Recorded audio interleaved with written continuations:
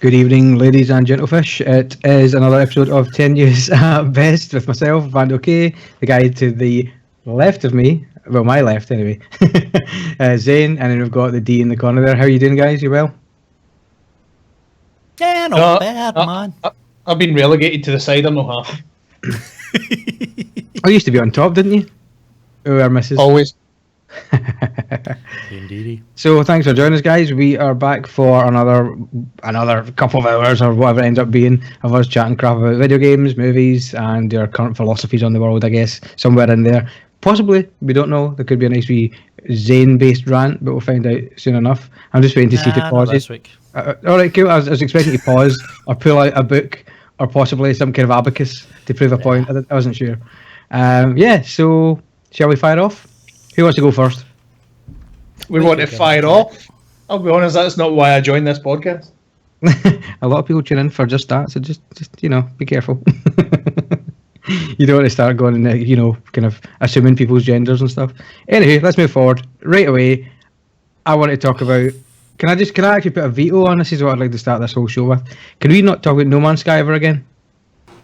Apart from this time, obviously. Depends. No man. Why? No man. Because it's such an exciting game. I mean, I was looking forward to having more chatting about it. So, what's your beef, Queef?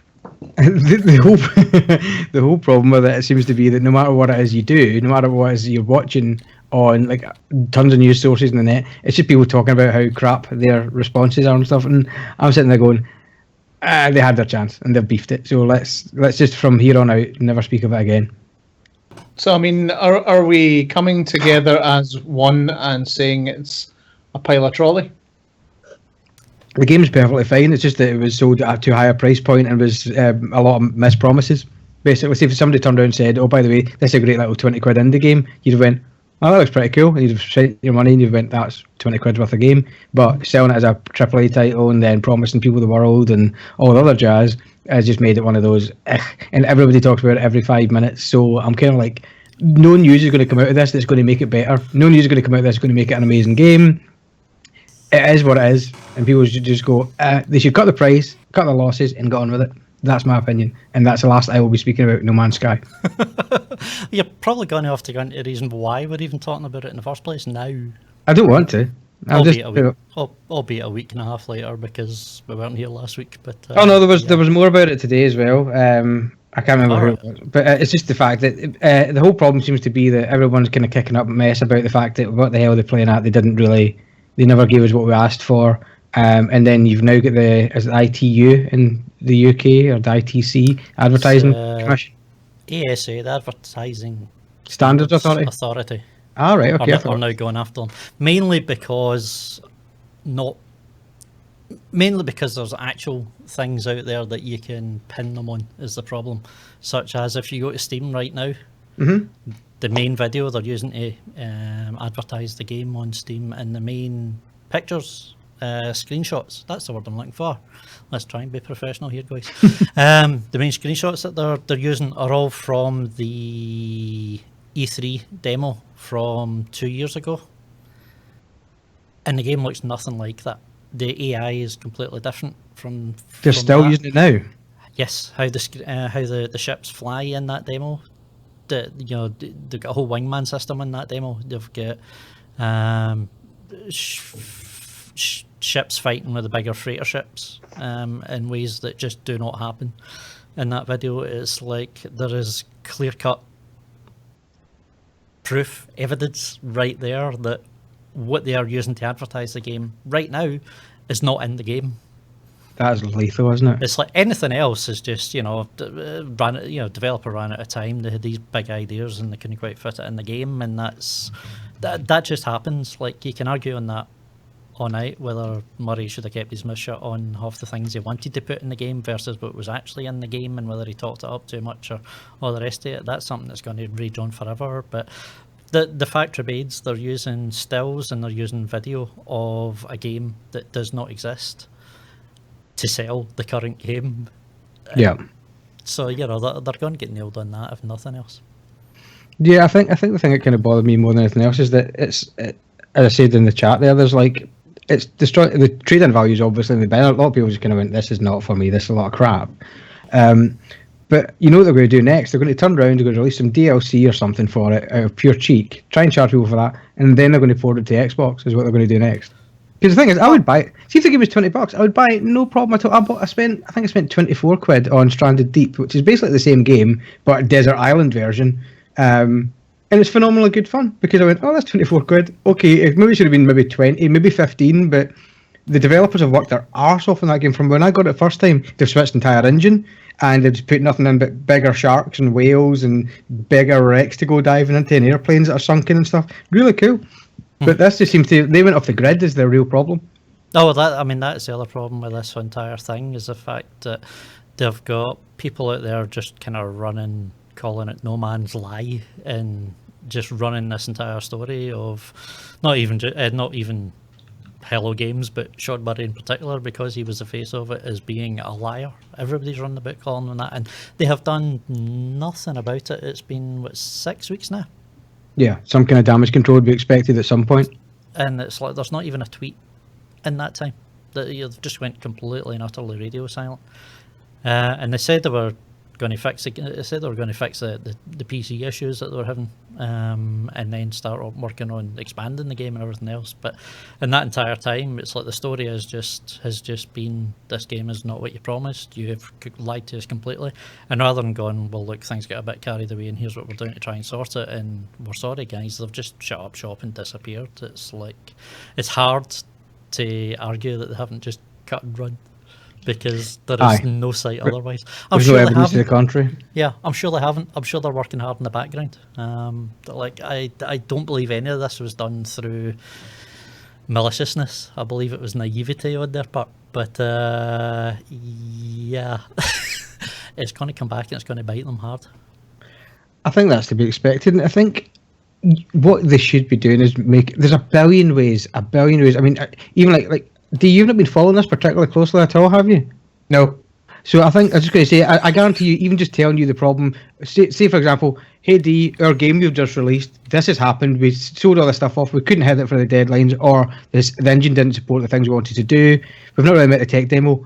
How do we go about appeasing the fans? There's a billion ways, and I guarantee you've not been following it, but I guarantee you could pick something out there and go, I don't know, do this. Do you know what I mean? But this is Sony that are publishing it. Yeah, no, I'd like to think I'd be able to come up with something, because the last thing I'd want to do is kind of hoodwink anybody and fleece anybody from their money. So, no, definitely. Yep. I'd give it a shot. Well, you need to turn around and go, do you know what, knock 20 quid off it. Suck it up. Then again, you're going to piss off all the people that spent full price, whatever. That's maybe not as easy as I think it is. I do think Sony just threw them under the bus as well, which didn't help. Yeah. You know, like Sony put all that marketing power behind them, put all that, pushed them to the forefront of that, gave them all that space at E3. You know, it's like Hello Games didn't get themselves on to the Colbert Show. Like, that, no fucking chance. It's like, that's the might of Sony behind them that did all of that. Yeah. And then Sony turn around and go, oh yeah, I mean, it was a complete screw up, because, you know, it's an indie game, what can you do? Yeah, the PR in this game wasn't very good because they didn't have any PR, and you're like, yes, they did.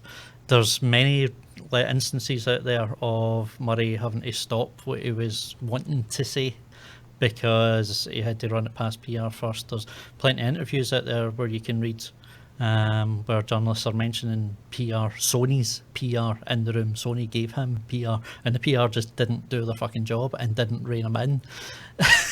So I don't like the way they just managed to throw him right under the bus and go, fuck you, we're out here, guys. Yes, it's being Sony. It's Sony, so it's a proprietary bus. You can't even get out from it under yourself, except for buying something off them to get you under it. So, aye, pretty much. It's nonsense. So, aye, yes. Good times. D, any thoughts? No, not really. Nope. Thought I'd involve you, you know. I would say let's speak of it never again, but I'm sure it will no doubt come up. God, I don't know. But anyway, that was just me. I wanted to raise the fact that I was pissed off listening to it, so that's just my... So we'll talk about it for 20 minutes instead. Yeah, just fix the camera. So yeah, no, I can't remember. I tell you what it was actually, and I'll kind of apologise for it. Something I've been meaning to do for a wee while is I'm not a kind You of just doing your gambler. car insurance? something much kind of more annoying actually, and it's so I'm not a gambler at all. But just to make a kind of boxing match interesting, a couple of weeks ago, I stuck 20 quid on something that would have kind of raked me 800 quid back. Kind of made the kind of the night a little bit more exciting.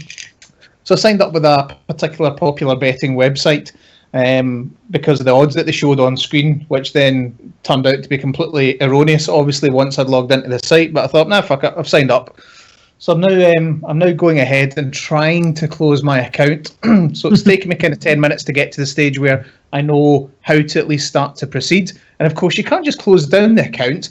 I'm having to go through the customer services, but they do provide a nice online chat facility, which is still open this time of night, which is quite good. So I'll go through the chat that I've had so far with Maxine from Betfair. So Maxine from Betfair. Sorry, Betfair, the well-known brand that you didn't mention earlier on. Did I say Betfair? Oh dear. Numero two. Maxine from Betfair said, "Hello, welcome to Betfair. You're chatting with Maxine. How can I help?" So I say, "Can I close my account, please?" So 5 minutes later, she comes back to me, says, "Hello, my name. Could you kindly confirm why you'd like to close the account, please?" To which I replied, "Because I want to." 5 minutes had passed with no response, so I said, "Have you closed it yet?" She said, "Not yet." And then, "Is there something that we could help you out?" And I was like, "Yes, you can close my account."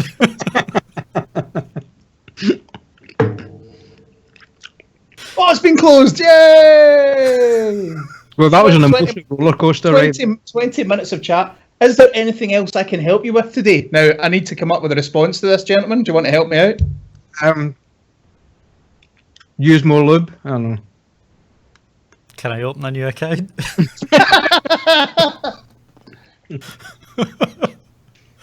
Don't, because you're just going to get a vicious circle. You're going to get the fucking Bermuda Triangle of nonsense. Well, there you go. I thought we weren't getting a rant tonight. Turns out the man D was the one who provided it. Thanks, D. I say rant. It was kind of diet rant, but it's good. Sorted. I also love, D, how you're prioritising the podcast with your gambling addiction. Amazing. Okay, moving forward. What have we got? Okay, PSVR. I'd mentioned last week, no one's talking about. Well, I say no one. I don't mean that in the sense that no one. I'm talking about it every week, or it's on YouTube and stuff. But I'm not seeing it in the public. I'm not seeing adverts for it on TV. I'm not seeing it on billboards. I'm not seeing it in the mainstream. If you're not like us, who sit on YouTube and that's where we digest our content, I'm pretty sure Joe Public doesn't know it's even happening. Yeah, so you're kind of 12 hours too late for this story because the reviews and everything else and game reviews started hitting pretty much in the last 12 hours. Nothing in the mainstream. There's nothing. There's nothing on. They are doing a very bad job of it. For example, for the last 5 days, I don't remember, but last week, however, if you popped into Buchanan Galleries here in Glasgow, it was they had one set up, but again, like, who knew? I'll go and check that out. I think this is the thing. They'd have a Georgie, how you doing, man? Sorry, I had to just shout that out there. Or did you have to shout that out? I had to shout that out there. It's that name again. I love it. One of these days I'll learn to say it. Did you actually ask him how to pronounce it, or you just you like the mystery? It's better just guessing. It's like a verbal version of Uncharted 4. Yeah, there's this kind of two-pronged thing going with the PlayStation VR at the moment, where I don't think they really know how to advertise it. Just stick some lights on their face, going, "Woo! Look at this! This is realistic." That's it. Exactly. Like bar sticking it on someone's head. How do you sell it? Like the only way. Tell people it exists, and curiosity might get you somewhere. Well, enough people know it exists. I mean, if you order it if you order it on Amazon just now, for example, you won't get it until, I think they're saying they're expecting to get the last pre-order out on December 13th. What? December 12th. And So is it this week or next week it comes out? it comes out on the 13th. It comes out next week. You still get your pre-order open? Well, here's the thing. Because You're in the galleries and go, this is rubbish. yeah, this is the thing, and it kind of almost entirely ties into what you're talking about, is because there's been nothing, because there's been absolutely hide nor hair of it said, and we went through the whole release of the PlayStation, well, the announcement of the PlayStation Pro, Yes. with no real announcement of what was happening with the VR. I kind of get cold feet. Did they not? I went on last week and cancelled. Did they? No, they never mentioned it at all. I think it got a kind of cursory mention, but yeah. So I cancelled it because I didn't know what the hell was happening with it, and I don't. To this point, I'm suddenly going, if I spend this money, I have no idea if it's actually going to play on the proper PlayStation, or if I need to go and end up buying the PlayStation Pro anyway, because you're seeing nothing. It's less than a week out, and there's nothing about games. There's nothing about quality. We know the quality of the build is good, but that's about it. We don't actually know the quality of how it works or anything else. So I cancelled it. And then suddenly, as I say today, all the reviews are coming out and they're all going, do you know what, it's actually pretty decent. I'm like, oh, fuck's sake. Bastards. So, yeah. Well, I'd rather be on that side of that decision than the other side of it, that you bought it and it was shit. Bought it and it was crap. Yeah, I guess. I now just need to wait a few months, which is a pain in the arse. Damn, man. But no, I mean, it has. It's been really. It's been so quiet on trying to push this thing, and I don't know if that's why it is. I don't know if it is just because they're going, well, the pre-orders are out there, and the more noise we make about it, we can't meet it. Pre-orders we need to fill that we can't.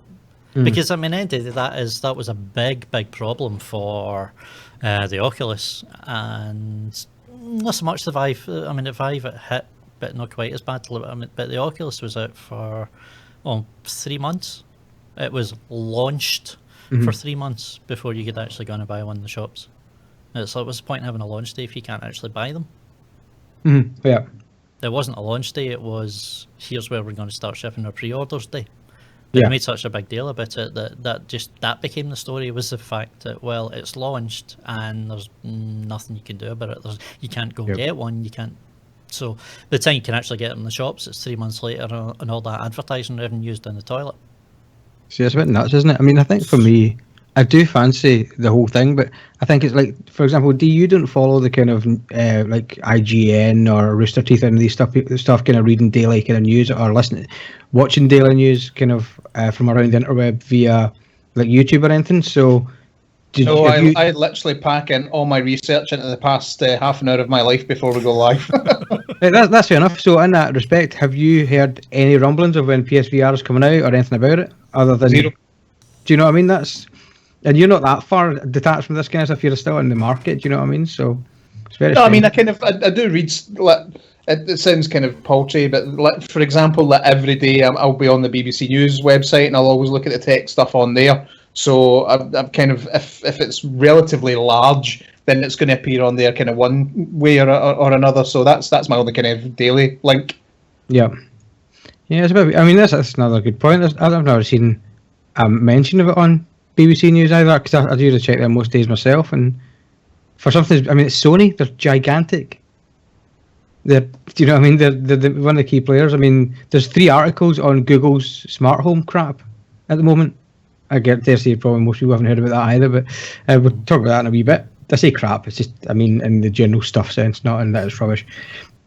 Anyway, so PSVR. We're not bought it yet. You might buy it soon.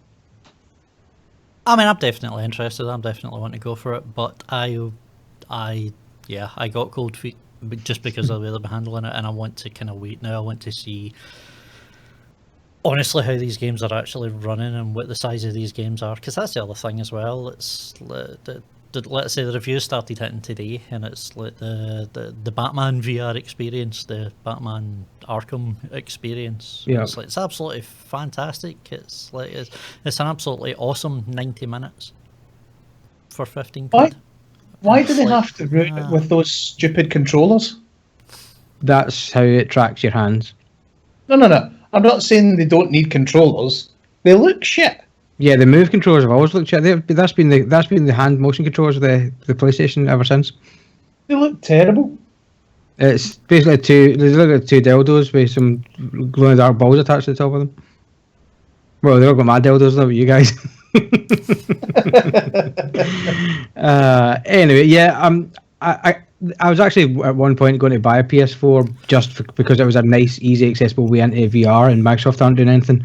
But again, it's one of those things I'll wait and see. I'll let somebody else buy it, and that seems to be the current trend. Let somebody else buy it and see what happens. Yeah, that's cool. I'll come up to your gaff and fall off your balcony. Make sure the cable's long enough. Yeah, so anything else on VR? Yeah, I will probably cave, but I don't think it'll be that long afterwards that I pick it up. But now it'll be once all the pre-orders have disappeared and you can actually buy it, so it's going to be a while again now. I did find kind of an interesting wee snippet with the PlayStation VR that they released. Just to let you know, we've had this big announcement of the PlayStation Pro and every PlayStation 4 for that matter. They did an update to make them HDR compatible. Yep. So that they can all put out HDR. And I think the first game has had its update. I think Deus Ex is now.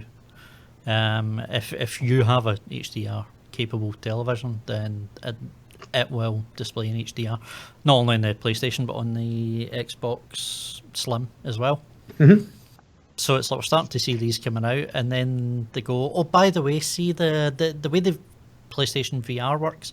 It's got this really handy thing where it works when it's switched off. It still works as a pass-through, so you don't need to disconnect it to reconnect up your PlayStation to your television. You can just leave it sitting, and you can still use your PlayStation as normal with it. No, that's pretty cool. Without using VR, it is, unless your TV's HDR compatible, because that doesn't work through the pass-through. So if you do have the HDR ready TV that they really want you to get, and they really want you to buy the PlayStation Pro and PlayStation for that matter to use, you kind of have to disconnect the PlayStation, disconnect the VR every time you want to use it. What kind of weird oversight is that? It's like, well done, guys. Well done. So you've done nothing but push 4K and HDR. You can't blame Sony. And then go, this isn't really compatible with it though. But you can't blame Sony. They've never. I mean, they don't even. It's not like they make TVs. Oh no, right. I mean that's it. How would they know? The Bravia is not a thing. Jesus. So, say for example, I was thinking about buying a TV at the moment. Just picking that out of the thin air. Would I want to be buying a TV with HDR? Yes. Why would I be wanting to do such a thing? Apparently the difference is quite incredible, but the point being that you just want to future-proof as best you can. So I'd be looking to buy a TV with the 4K and HDR stuff?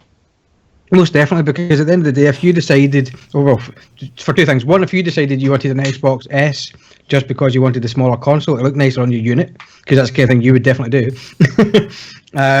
Or you want the HDR upgrade, which is basically makes your games look better. It's a better color kind of spectrum, better color scale. It would really take advantage of a great display. So if you've got a good modern display, it's kind of a no-brainer to have an Xbox One S to do that. But if the option's there, buying an HDR 4K TV and buying a non-HDR 4K TV, the differential's probably with under 100 quid, probably about 50 quid at best, I would wager.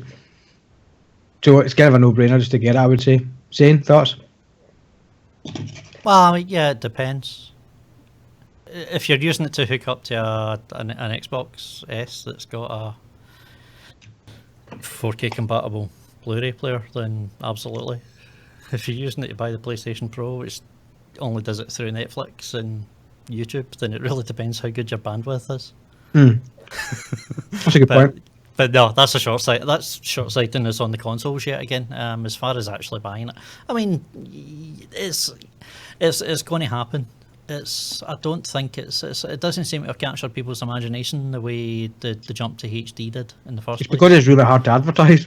Yeah, like the jump from Blu-ray to DVD just kind of really, yeah, I mean, it took its time, but for some reason it was apparent. It was a lot more apparent when you saw them side by side what the actual difference is. With this, It doesn't show us quite as clearly, but there is a difference there. It is significant enough.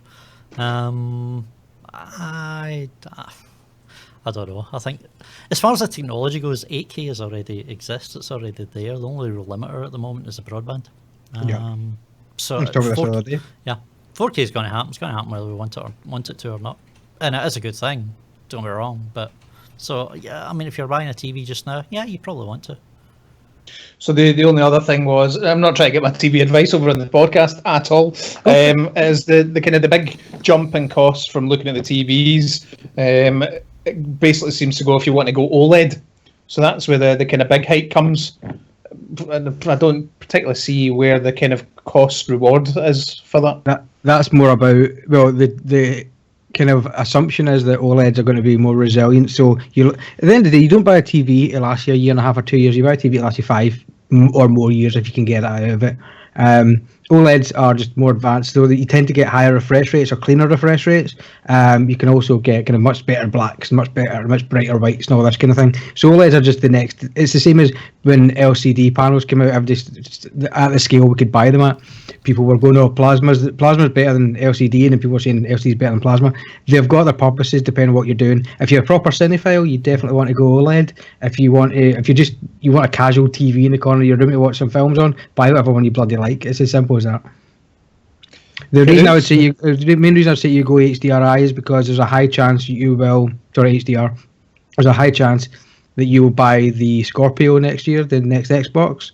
And maybe not next year, but you definitely buy it in the lifetime of your TV, and that's a full HDR non-stop, and it's 4K. So that, to me, says it'd be a bit of a no-brainer to buy an amazingly high-resolution TV and miss out on the colour gamut that you've got the option of. Excellent. Thank you very much. Welcome to Weird Advice Corner. Zane, any thoughts on that? Any Nah, he pretty much summed it up for me, dude.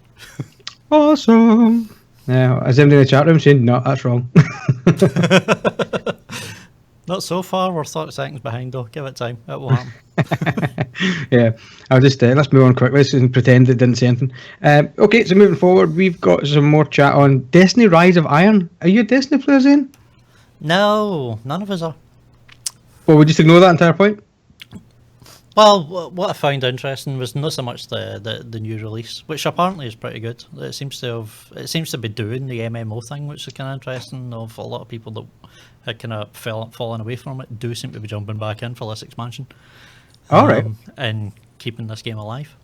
What I found is more that a paid interesting expansion? Sorry. Yes, it's like full kind of. I couldn't tell you how much it costs actually, but I'm guessing it's probably full price where the last ones were.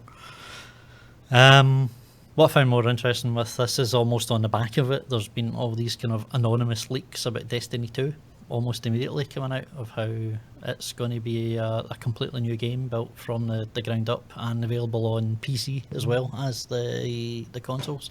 But still built by Bungie? Still built by Bungie. So it'll be the exact same game? Well, I don't know. This is the thing, and this is what kind of interests me, because I don't play Destiny. But I was interested in it. I did pick it up when it first came out, and it was quite it was a competent shooter with no story whatsoever. And it turns out they had to rewrite the entire freaking thing a couple of months before release, and there was all sorts of problems with the publisher getting involved and all that bullshit that you usually get with these things.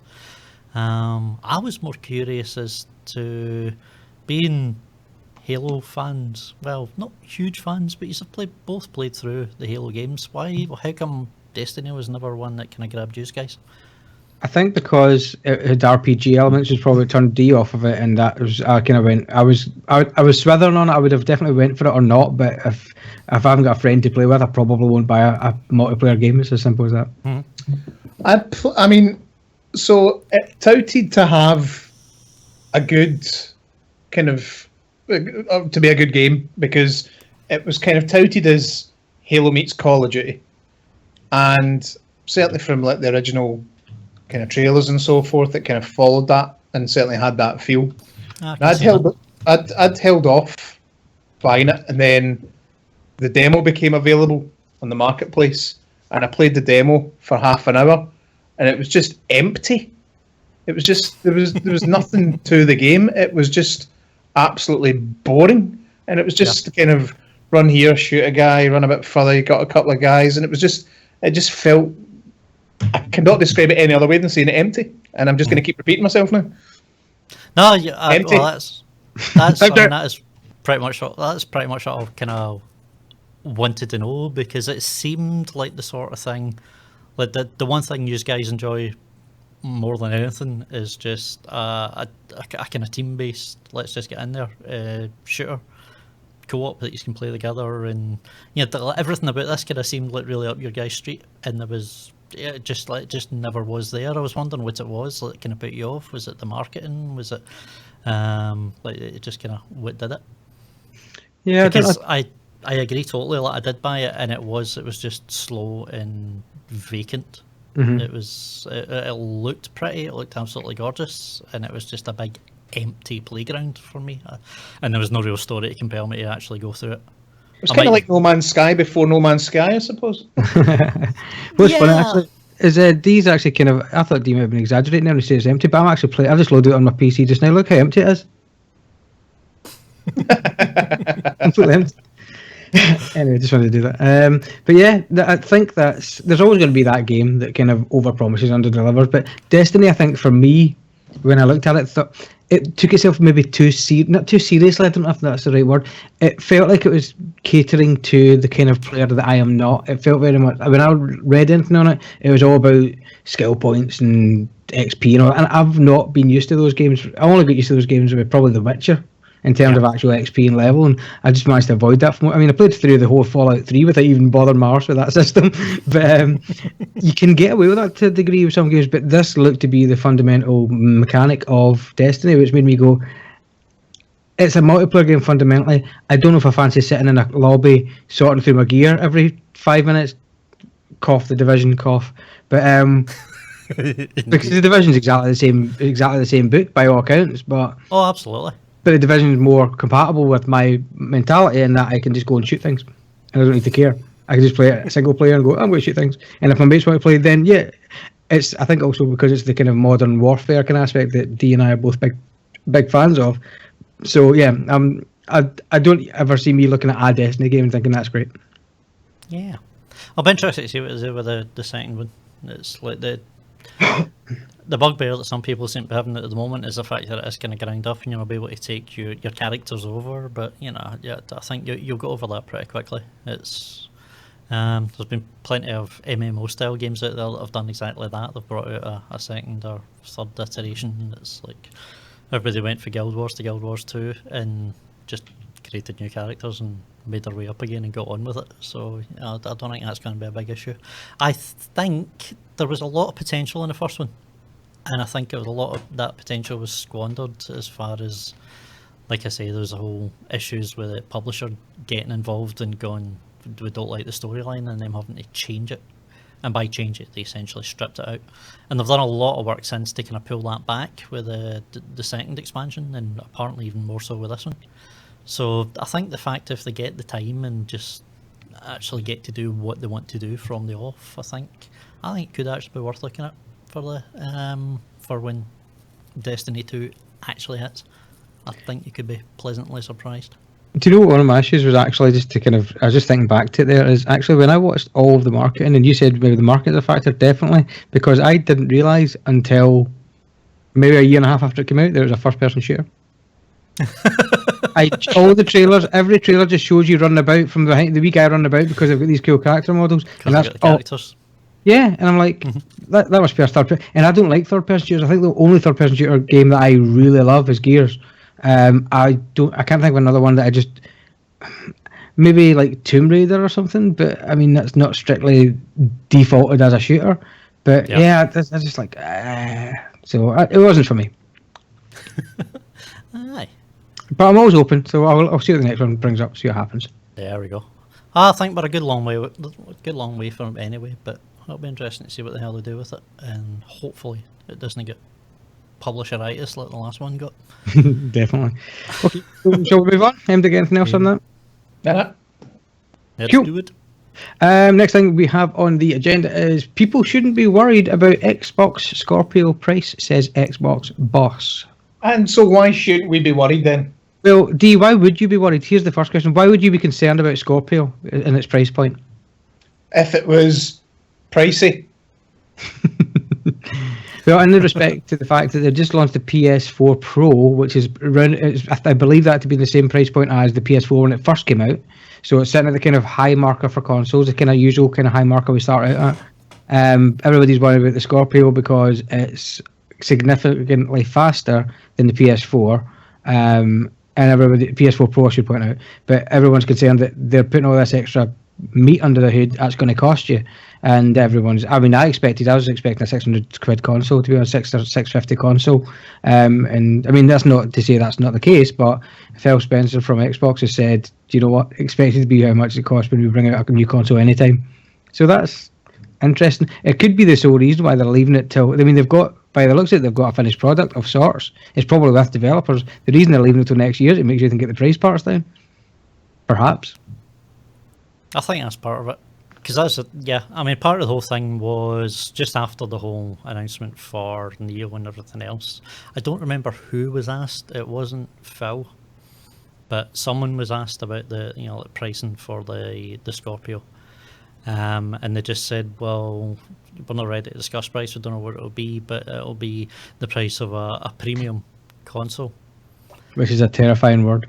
And exactly, through lack of anything else to report, everybody just kind of went, "Oh fuck, premium! That means it's going to be expensive as shit, y'all." And I like, well, I'm just watching Breaking Bad at the moment. You just so sound like Jesse Pinkman. It's great. That is awesome. The most street thing Zane has ever said. Let's all just bask in that. I mean, I don't know.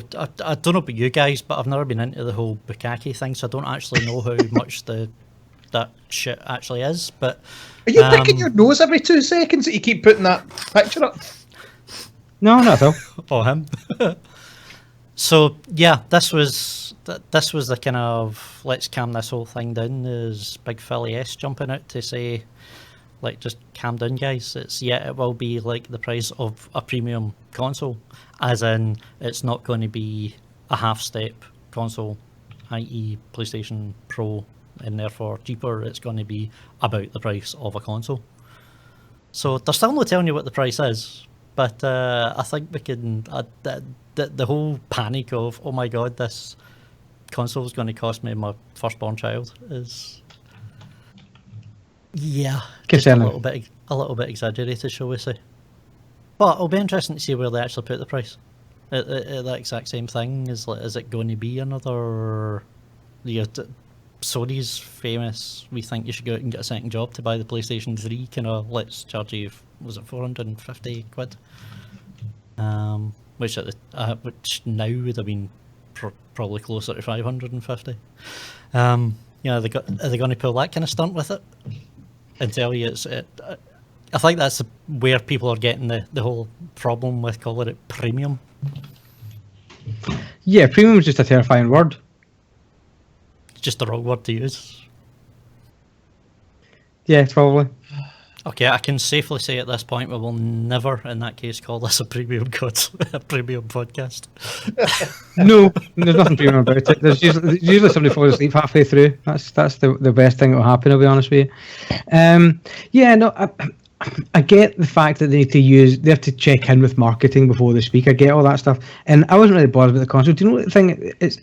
This is the same thing as, like, this next step, as it were, is going to be here's the improved version of the thing you've already got, right? So they're not taking away your Xbox One. They're not taking away your PS4. Just, you can play on the one you've got. It's fine. The games are still compatible. They still run. Granted, they might not look as fancy, but what they're giving you is options. This is the same shit as when people, like, something that came up this week is that Jon Favreau, the director, is going to be doing a kind of Jungle Book, the new Jungle Book remake. They're doing a treatment of that, but doing it with The Lion King. And people are going, oh, that's terrible, he shouldn't be allowed to do that. You're going, he's not deleting the original film. It's still there. Just ignore the new one. And so people get on their high horse, oh, that's too expensive, it's that. No, it's an option. You can't complain about it too expensive. If it's too expensive for you, then you don't want to. If you really want something, you'll find the way of buying it, generally speaking. Now, that's not to say that it's within everybody's affordable reach. Fucking breaking entering and burgling. Yeah, no, exactly.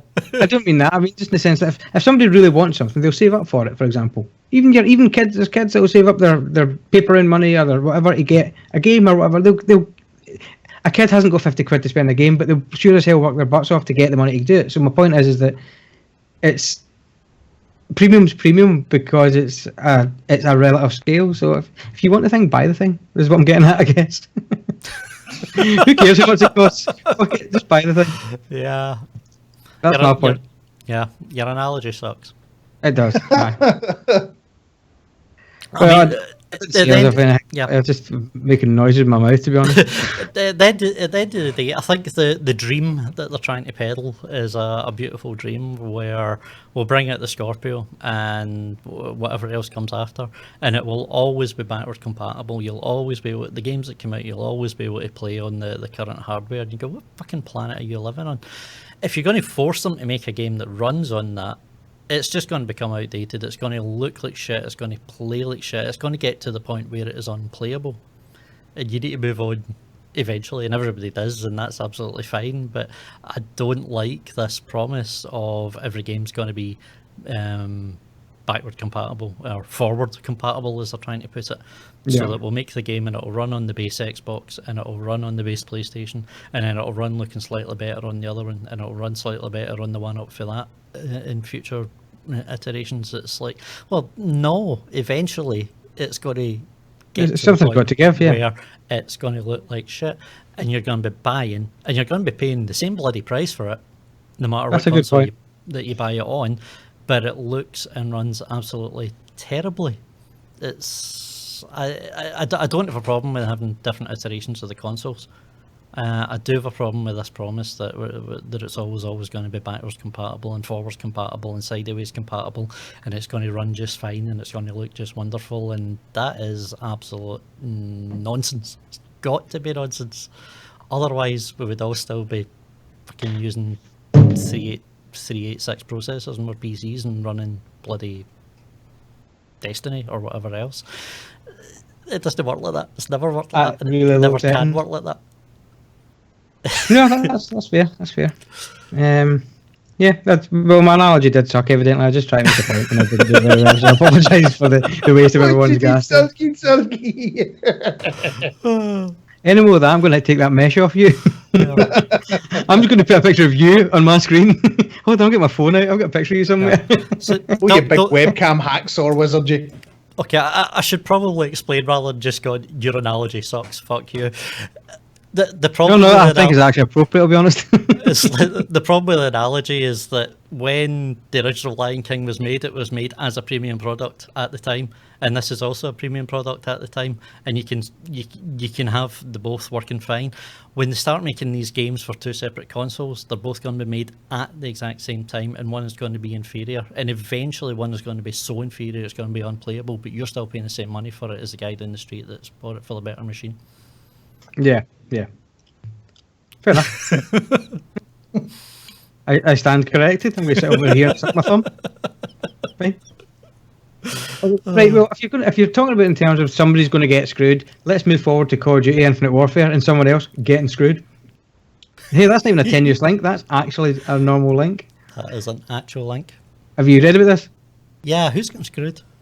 Okay, so you only get you only get the remaster of Modern Warfare if you spend buy the 80 quid version of COD, Infinite Warfare, and then to play the digital download game of Modern Warfare, you need the disc of Infinite Warfare. Yes. So you can spend 80 quid to buy your favourite game of all time, which would have been Modern Warfare, and give your mate a loan of Infinite Warfare. You've basically got the two stuck together. Which is a bit shit. Why?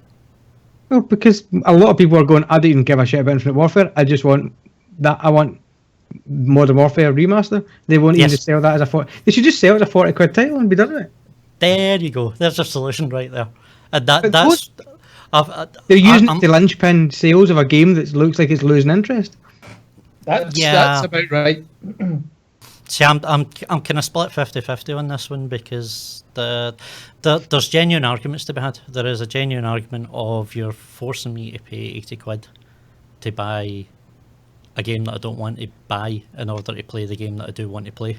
Yes. And that is just shite. I don't know who came up with that, and it was absolutely nuts, and it is just so they can keep inflating the figures. It's just so that they can turn around and say we sold X amount of copies Yeah. at the end of it.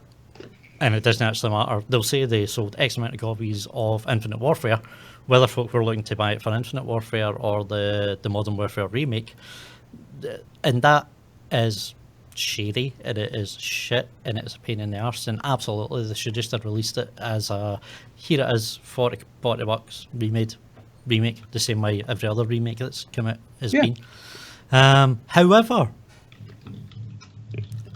I don't see why everybody's kicking up a fuss about the whole you need to put the disc in to play the game, because that is no different. I've got Xbox One games sitting there just now, maybe 2 of them because I buy most of mine online, but if I want to play those games, even though they're installed on the machine off the disc, No, that's not the point. The point is not. The point is that you need to put in the disc for the other game to play the other game. So it's a package. Yeah, but it's like, one's a completely Okay. I walked into Game Station. I buy Infinite Warfare. I come up the road. I install Modern Warfare Remake. I walk back down to Game Station. I get a refund. I come home and play Modern Warfare for free. Good point. Okay. There is no issue. Like it's the same for this as anything else. If they had brought it out and it was on the disc, I mean that's the only issue people seem to be having about this is the fact that it's not on the disc, because that is the only physical difference between that and any other Xbox game you buy in the disc or any other PlayStation game you buy in the disc. Yeah. In order to play those games, you need to have the disc in the machine. If this was like I don't know, Uncharted Collection, where you've got all 3 games, then you need to have that disc in to play any one of these 3 games, and this is no different. And that's the reason why, because otherwise you just take it back and get a refund and then play the game for free. A lot of people must have done that with Gears of War Ultimate then, because that gave you access to the 4 old games and you didn't need a disc for it. I think the problem there is that it's not the fact that you're exactly right, because it's a license and control issue, but the problem becomes when someone else had done it differently. That's when it looks bad. Well, could have went. So they should just have given you. That just pick up a copy of. Yeah, so that just means they just put in a one-off code in the box, because that's basically what they did with Gears, was they gave you a bunch of codes to download the others, and it's a one-use code, and away you go. I could have done it that way, but that's all it is. It's just a slightly different way of doing it. Yeah, I think that's the thing. It's just aliens that's freaking everybody out. Well, here's the thing. This way is actually better, because we bought Gears of War Ultimate Edition. You get a code for the game. You for Gears 1, 2, 3. Is it 1, 2, and 3? And whatever that 4th one was called, Judgment. You got a code. It's a one-use code. You put that in, and then if you go to resell, Judgment is 4th. Are we losing everything here? Hello? I have a D, we don't have a K. I see the sound issues here, guys. You seem to be having problems. Alright. I'll keep talking, just kid on, you're there. But with the Gears of War one, you've got that one code. If you decide to then resell it, you can't also give them Gears of War 1, 2, 3 and Judgment, because you've used the one of. Yeah, I'm just getting. And the stream has dropped. Is the stream died? I'm all good from over here. here. Stream appears to have dropped. It's just you. Shall we take a shorty break and? Can't even hear a word you're saying, buddy. Okay, let's take a wee shorty quick break and we'll kill the call and restart it. And technical difficulties. Gotta love the live streaming, folks. We shall be right back.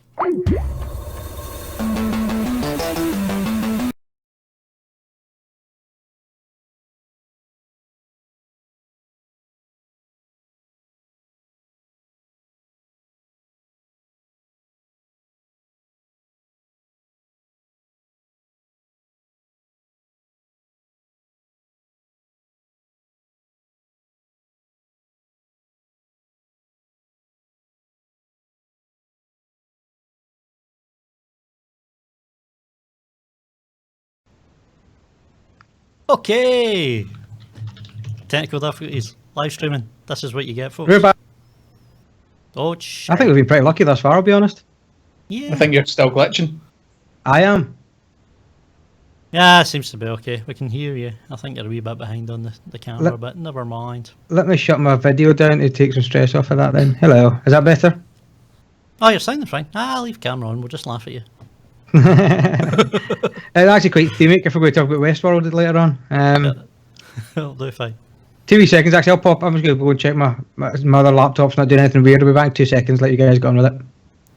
Awesome. So, D, Yes. is it a chip? Or is it just me? I don't understand what the issue is with this one. With what with Chris? No, with the Call of Duty. I think it's just the fact that it's not. I don't think on paper. I don't think it's that much of a bad thing. To be fair, kind of looking at it, that was kind of what I was doing when you were kind of talking there, and yeah, it's not actually that bad. I think that the problem is you're forcing people to do something, and I think just anybody gets their kind of knickers in a twist at that point. So no, I mean I don't think it's all that bad. To be fair. Yeah, I mean that's the thing for me. It's bizarrely, I think this actually works out in a better way. In that, if I decide to give the game away at some point and give the game to someone else, you can also give them the full package because they can then go away and download the Modern Warfare remake. Whereas any other time they've done that up till now, you've not been able to. You put in the single code and that's it. It's used up. It's once off.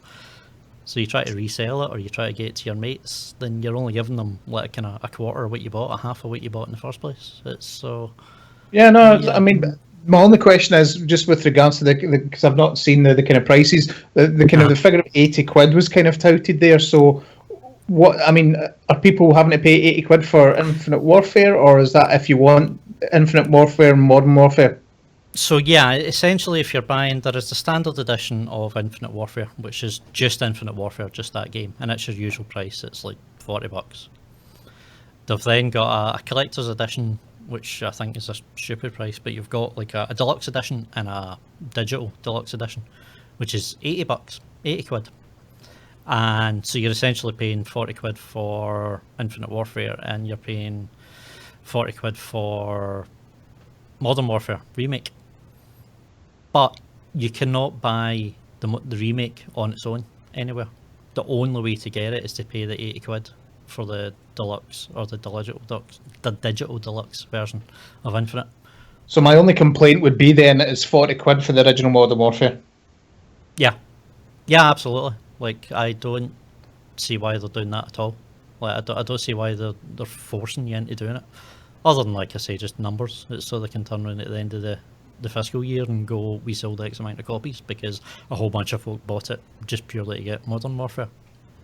No, but even if you sold it kind of, even if it was bundled or not, it's just the actual, the kind of price point that you're paying 40 quid for an old game. Essentially paying 40 quid for, you're essentially paying full price for a remake of an older game. Yeah. It's basically like kind of Rockstar coming out and saying, here's Red Dead Redemption 2 for 40 quid. For 80 quid, you can get Red Dead Redemption 1 and 2. And you're like, oh, that's a fucking bargain. I could have got it for 9 quid if I got it in the sale originally. He's not bad though. Or free if you've got a great mate. Yay! Wait a minute, did somebody else buy it? So yeah, I think 40 quid for what was a premium title or AAA title or an amazing title, whatever it's called this week, for a title that's like kind of 8 years old? Yeah. Maybe not, 6, I don't know, 6 years old. Yeah, that's well over the top. No, absolutely. And that's the thing, it's like there are plenty of angles to be pissed at for this game. But I don't see how this 9 years. One of them. It's November 2007 it came out. 9 years. 9 years. Yowzer. So they could literally just up the res and it'll look better. They don't even need to do any texture packs or anything, but it does look gorgeous, don't be wrong. Mm-hmm. I mean, it does seem to be like a kind of full rebuild. It doesn't seem to just be like up in the resolution on this. Like they do seem to be putting a lot of work into it. But yeah. Nah, I don't know. For me, it's another kind of non-story. For me, it's another kind of one of I just go pick your battles. It's like that isn't really a fight. There are logical reasons as to why they're doing this, and like I say, at least this way, if I give the game to you, then you can play both because you've got the disc. Whereas if it's a code system, then You're buckled. you're screwed. You know Fair what I mean? enough. So I actually think when you sit there and think about it, this is a better system in some ways. But apparently I'm wrong. Apparently the whole of the internet is just raging on them, and I think they're raging over the wrong thing. I think there's plenty to rage about this. And I will actually, just while I'm pissing off everybody, I will go. I actually think Infinite looks quite good as well. I think it looks good as well. We don't have a problem with that. Screw The kind of interesting thing is, I'm probably actually more interested in buying Modern Warfare than Infinite Warfare, and I think that's exactly what I think they might know that. Oh, they do know that. I mean, I think that is part of the whole thing. I think that is something to genuinely be pissed about. That they're forced, rather than just releasing the game that people want to play, they're forcing them to buy this game that they may or may not want to play, and charge them twice the price. Yeah. So I don't like that side of it at all. I think that is shite. I think that is shady. Yeah. Yeah. But I have to say, it's a bit weird, but recently I've been looking at Infinite Warfare and it's kind of catching my attention more than Battlefield 1 has, which is a complete 180, which is a bit weird. I was very Battlefield 1 myself. I've never been a COD fan though. I think the last Modern Warfare I played was 2, and I think the last COD I actually ever played was the first Black Ops. So I've never been a big COD guy. I enjoyed Battlefield 4, I think mainly just because I got it on EA Access, so it was obviously sitting there almost free for what it is. So I enjoyed that. I thought it was good fun. But these aren't games I look forward to. These aren't games I go, oh my god, I can't wait till that comes out. But I'm still leaning more towards Battlefield 1 because the campaign interests me. But do you know what? See, in honesty, I game share. So realistically, if I buy one and my brother buys the other, I'll probably play through both. But they're not what I'm hinging my gaming future on, kind of thing. I'm not going, oh my god. I mean, that's it. At the end of the day, I'm going to buy whatever you guys buy because it's not the sort of game I sit and play by myself anyway. So Here's a go for. So it doesn't actually matter, but I don't know. There's something about Battlefield 1 now that's just gonna. It just looks like it's just gonna looks and feels like a kind of reskinned Battlefield now. Like it kind of held a promise for me that isn't really there. For a start, you shouldn't be running about with that many automatic weapons. Why not? They had some back then, not that many. They were prototypes. Oh, is there a lot more modern kind of semi-autos and stuff? Yeah, I mean, everybody seems to be running about, and I've seen in it with automatic weapons, and I'm like, that's not really what I was kind of looking for from this because I've already got that. Yeah. So yeah. And if it is just a reskinned Battlefield 4, then I'm quite happy with Battlefield 4. Yeah, it's not going to change your world that much. Do you know what I mean? So I thought this. It still looks like a good game, and I will probably bow down and pick it up. But that sounds positively sexy. It doesn't actually. I'm not going to say how I'll pick it up, but yeah, like a cherry.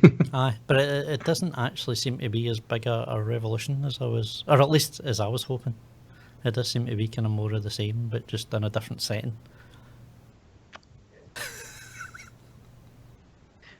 Well, I'm not fussed one way or the other. All I care about is Gears of War 4.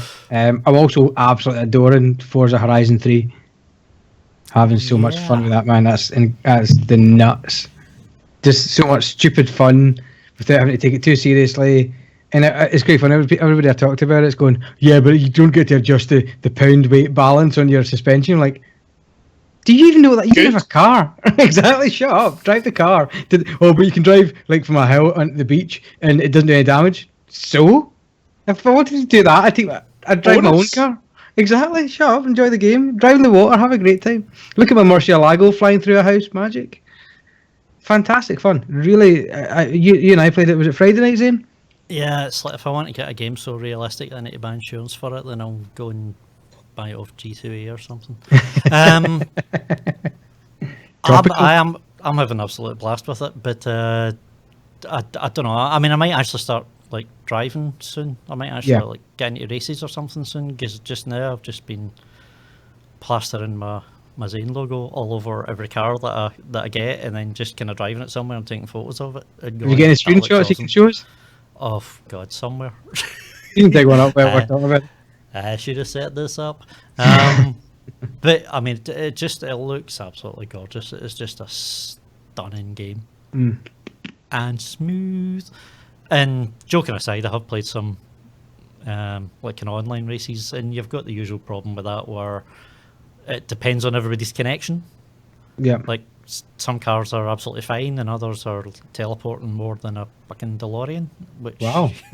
Which you're going to get. There's nothing you really can do about that. It's down to who's actually playing or driving. Yeah, it depends on the connection speed of whoever's in the game at the time. So you're kind of stuck with it. But it's just, it's an awesome game. We had a co-op run about just fannying about, quite frankly, the other week, and it was just hilarious. It was not even that. It was meant to be like we'll get into this, get the multiplayer unlocked, and we'll have a play about just for half an hour, 5 a.m. It just was. It's phenomenal. Yeah, check that out. Now, remember, you can't import images or anything to this, so he's had to do this with primitive shapes, like circles and squares and... I don't even think you can see that very well, though. It was more the destructible fences are quite good as well, especially for photos. Yeah, that's cool. It is a good picture. It's a cracking picture, but the photo mode's so much fun as well. But that's the thing, is you can spend so much time just designing the bodywork of the cars, designing the paint jobs for the cars and everything else. It's like, it could be a long time before you actually get into the races. Yeah. And the racing is fun. It is not a simulation. It's not Forza 6, but it's also not super arcadey either. It's a nice balance. Yes, and that's the thing. And it does let you tweak things as well if that's your. You can get under the bonnet and you can switch out drive chains and do all the things that you want to do if that is your bag. It's got some elements of that. It's always just been this kind of middle ground, somewhere between the two, somewhere between kind of Burnout and Forza and Gran Turismo.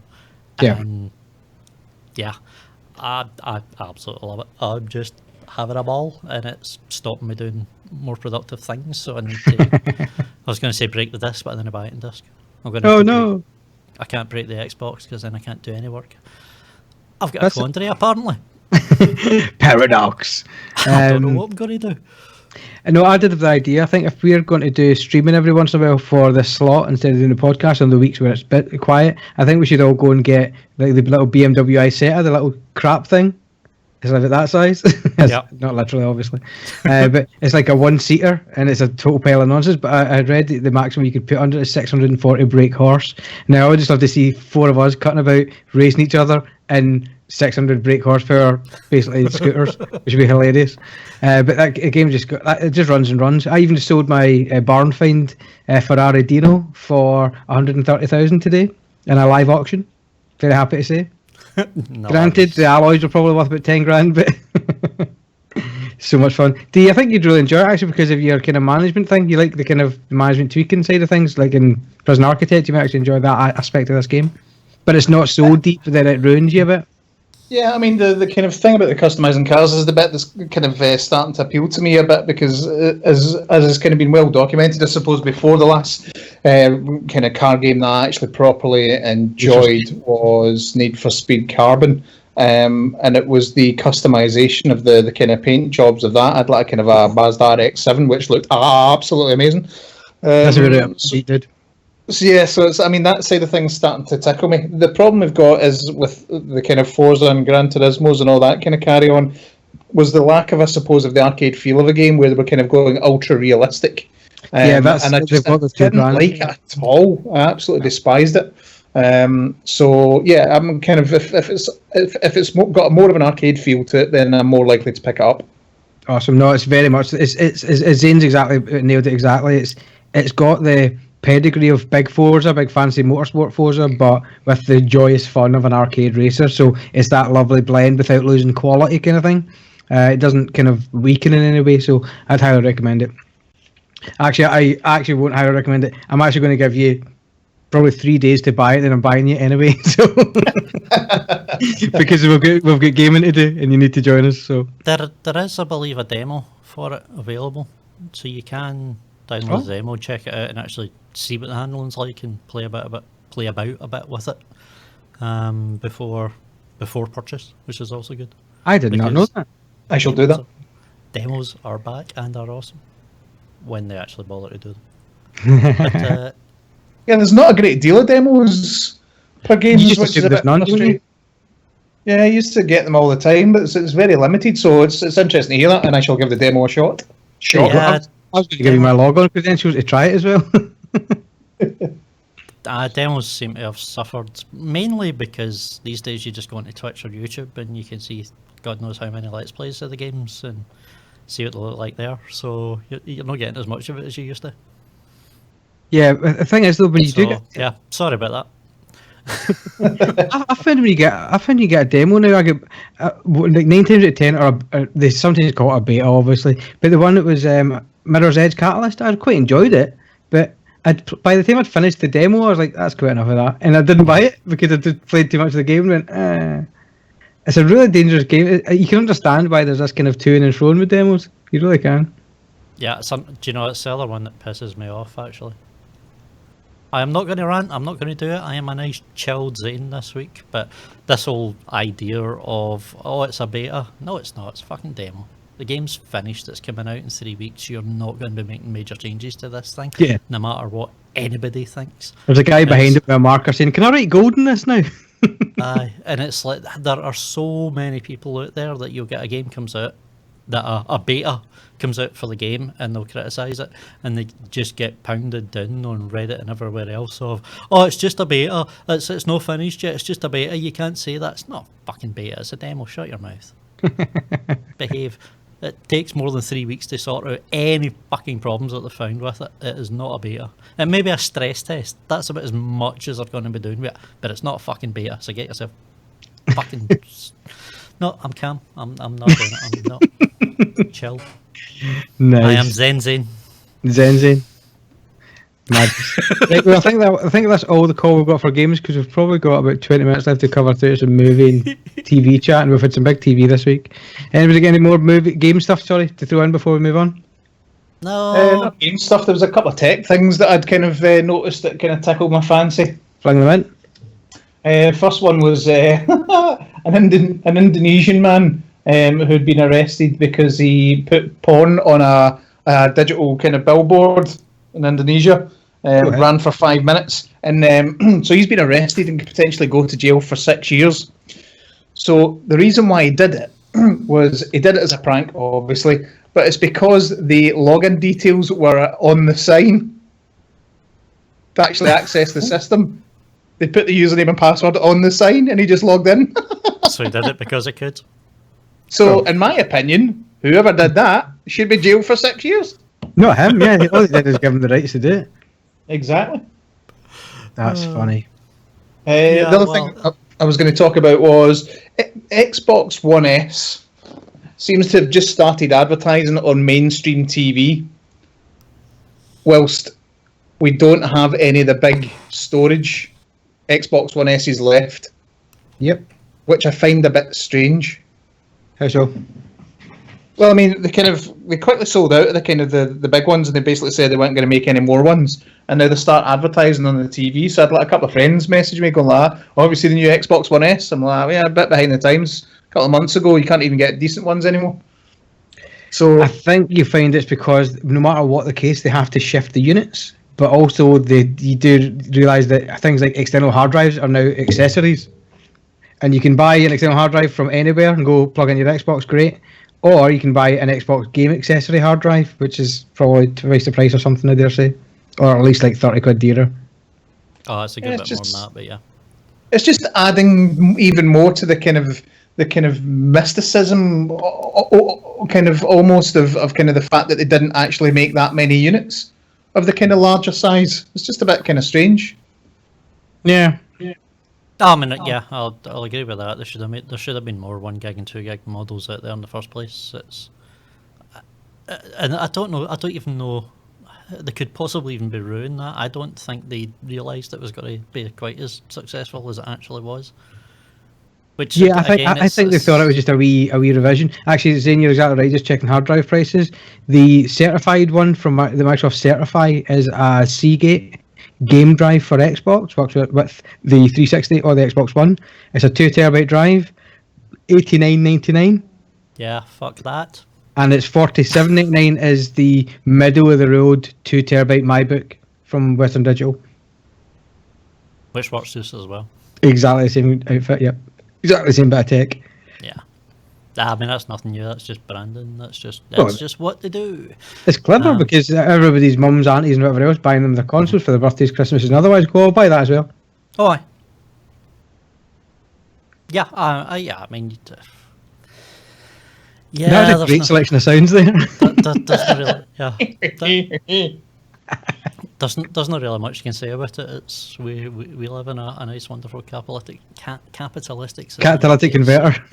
Yeah, they've found a way to make even more money, so why the hell not? Well, you can't really blame them. If it was my business, I'd be doing this. Well, no, actually, you know what? That's why I'm never going to be a successful businessman, because I don't play that way. I don't take the piss out of people like that. That's the difference. That's it. That's what Branson Pickle was talking about. Oh, that was it. The last thing I was actually, because it was off the back of I was on Facebook earlier on and got stung by a kind of advert that just sort of went like a big fishing spanner. I am. So there was a kind of news article about Andy Murray. It appeared that he'd gotten into trouble for something. So I kind of clicked on it. It took me to what I thought was an SPN kind of news page, and it was how he was taking some supplements that might be banned and he could be in trouble. And I was like, oh, Andy Murray doesn't sound like him. Kept reading on, and the kind of the kind of context and the way that the tone of the story went started to kind of change. And I was like, hang on, this sounds like a flipping advert. And sure enough, it basically, you read further down it, and it's just basically an advert for some flipping vitamin supplements, I don't know, steroid stuff. Then looking at the URL, and it's got nothing to do with ESPN. And this was a sponsored advert on Facebook. I was like, that's a bit shifty. So I was kind of just reading up about adverts, and apparently, I didn't know about this, but the marketplace section's gone live on Facebook. And they've basically been done because on its first day of operation, apparently people were selling drugs, guns, and baby hedgehogs. Sorry, how do you inventory that? Good question. I mean, baby hedgehogs, that's just a step too far, man. We need Oh, to it stop is. Would you not just got a hedgehog? What is it? What's a baby hedgehog called? Let's find out. Right? What? A hoglet, apparently. There you go. A hoglet. I don't know. I was just throwing in some kind of like dubiousness there. But it's apparently a hoglet. Yeah. Georgie's got a My Little Pony tattoo, as it turns out. So they fucked And it, is essentially what we're saying. Yeah, they've basically completely fucked it. They obviously weren't policing it, or certainly not adequate, and it for a day certainly it became what was referred to as the equivalent of a public Silk Road. Nice. Which is where you go and buy nice rugs and such, I believe. No? Okay. Nope. Moving on. That's it for me. Yeah. Awesome. Quick So, D, what have you been playing, Will? Zane and I have been hightailing it around Australia like idiots. Do you know what I've been playing? What have you been playing? A fucking lot. Since the demise of my prison warden career, I've not really been able to bring myself to play that much. Having said that, I was playing Red Dead Redemption. More than that. So I did go around what isn't America and what isn't Mexico, kind of cleaning up the place and completing missions. So I kind of finally did that, and it was a good kind of it was more than 3 or 4 days kind of work. So it was enjoyable going back to that and rekindles the kind of longing for a sequel. But that's it. Haven't played anything else. I haven't touched the Xbox that much, other than a bit of Red Dead. I'm scared if I touch it too much, then I'll download Prison Architect again. Or you go blind. Or I'll go, well, I'm going blind as a result of not playing the Xbox is the problem. That is a rich and beautiful story that I never want to hear ever again. Well, Thank you. as it turns out, your intimate knowledge of prison architecture is probably going to come in quite handy after all anyway. Ooh, how come? So for this, is Are it we the getting second ready? second half of this month, Xbox Gold, the game is The Escapists. Oh yeah. Where Team stuff. so rather than building the prison, this time you'll actually be in the prison and you need to find a way out. Also kind of like Escape from Colditz type thing, if you remember those type of shit games from the Amiga days. Yeah. Okay, interesting. No, I better not. But it is the entire thing is gonna you live the prison life of you get up the game gets you up in the morning and then you go out and you do roll call and then you go in and get the breakfast and then it sets you up to do like the day's work. And there's like different jobs you can do which will give you kind of perks. Or you can, if you're not good, if you don't want that, you can have no job at all, but you can run around and like do favours for other prison mates and get kind of things that will give you Get cigarettes off them and stuff. handy wee items that you may find some sort of particular use to help you try and break out of the prison. Meanwhile, they've got all the guards running about, and it's a fun wee game. It can be, after a while, you can find yourself sitting there really not figuring out how to get out of the bloody place, and you're just in jail and going through the routine of getting up, having your breakfast, having your lunch, doing some weights, and doing some gardening, and then go back to bed, and then doing it all again the next day, and the next day, and the next day, and the next day, which is bizarre that you would end up finding yourself doing that for must have been about 6.5 hours. Yeah, I played it in the Did it take you that time to realise that you were actually stuck? that was actually, well, I was just trying to find different ways of maybe getting through it and couldn't. Is it co-op? None of them were quite working out. I don't believe so. But Just because it's got a plural in the name, I thought it might be. Because like before you can have a plan, you need to kind of scope out what you can and can't actually do, and kind of work out from there where you can go. And like there'll be air vents in certain places that you may be able to get to during a certain time of day, but you'll need to figure out a way to get yourself to that position. And then what sort of kind of tools you need. Like you're going to need wire cutters at the end of it. You're going to need a screwdriver to get the vent open at the other side. And you need to go and kind of get all these things. So you're slowly trying to accumulate the items you need to help you escape. But while you're doing that, what you're actually doing is getting up, having breakfast, going working out in the gym, then going out and doing some garden work, and then going having your lunch, and then you're getting called up for roll call. And you're just like, fuck's sake, man, you actually end up living the prison life for quite a wee while. It's a bizarre wee game. Zane, a wee second, can you just hear that just right now? If you listen really closely, that's the sound of D saying onto Steam to download it early. He's like, hold on, I get to see what my inmates went through. Do you actually, there's a question, in Prison Architect, do you get attempted escapes? I assume you would. Oh Christ, yes. Listen to the excitement in his voice.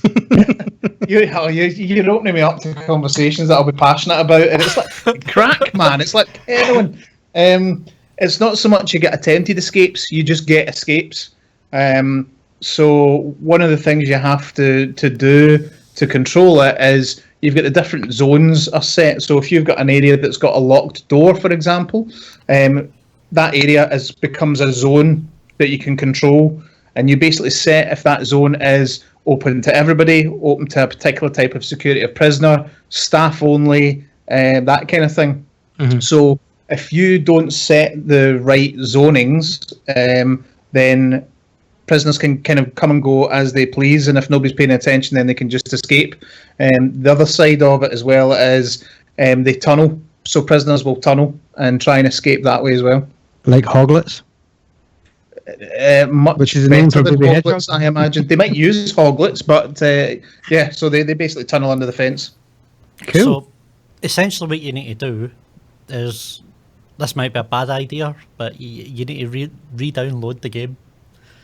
Just boot it up and just wait for somebody to escape, take notes of how they did it, and then you can use it next week with the release Escapists. It's just a shame it's called Escapists. It sounds like it's going to be a co-op thing. I thought it could be good fun, and like one person could go and get one thing and the other person could go and get the other thing, and that could be good fun.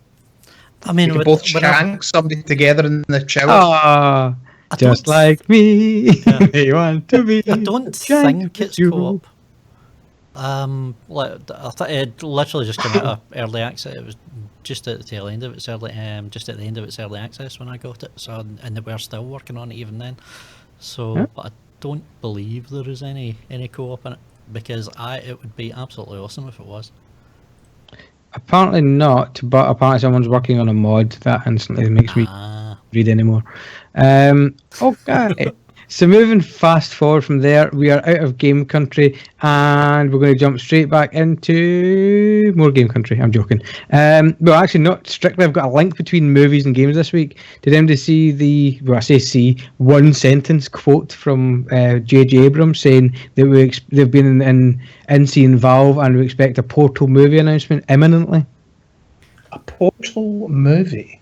Yep, under J.J. Abrams and Bad Robot and Valve. That's intriguing. I'm thoroughly excited for this. Well, see, I don't know. I mean, what movie is GG going to copy to make this? Like,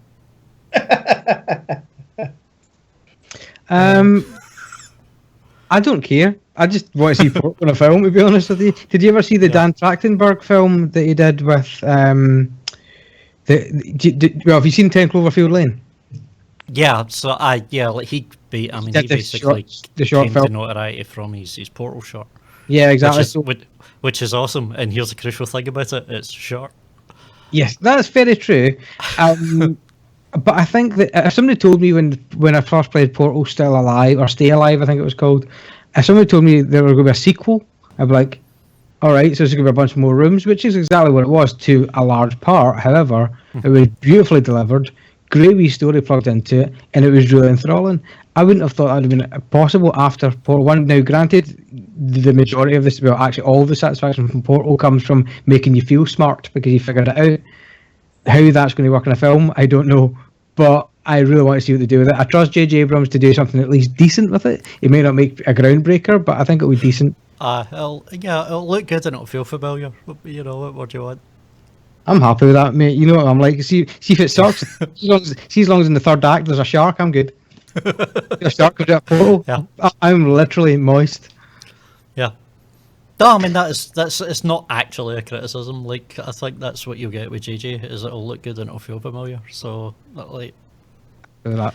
I think it will be a decent wee movie. I don't think it's going to be groundbreaking, and I think the gaming hype community is going to Have a fucking episode. they're going to wet their pants over it before it comes out, and they're going to be ultimately disappointed when it does. But that doesn't actually reflect any way on the movie whatsoever. On the back of JJ, did anybody watch Westworld this week? I am not getting on the back of JJ. He's quite a small guy. I think I could break him. I think you would. So, Deanna, what's your thoughts on a Portal movie?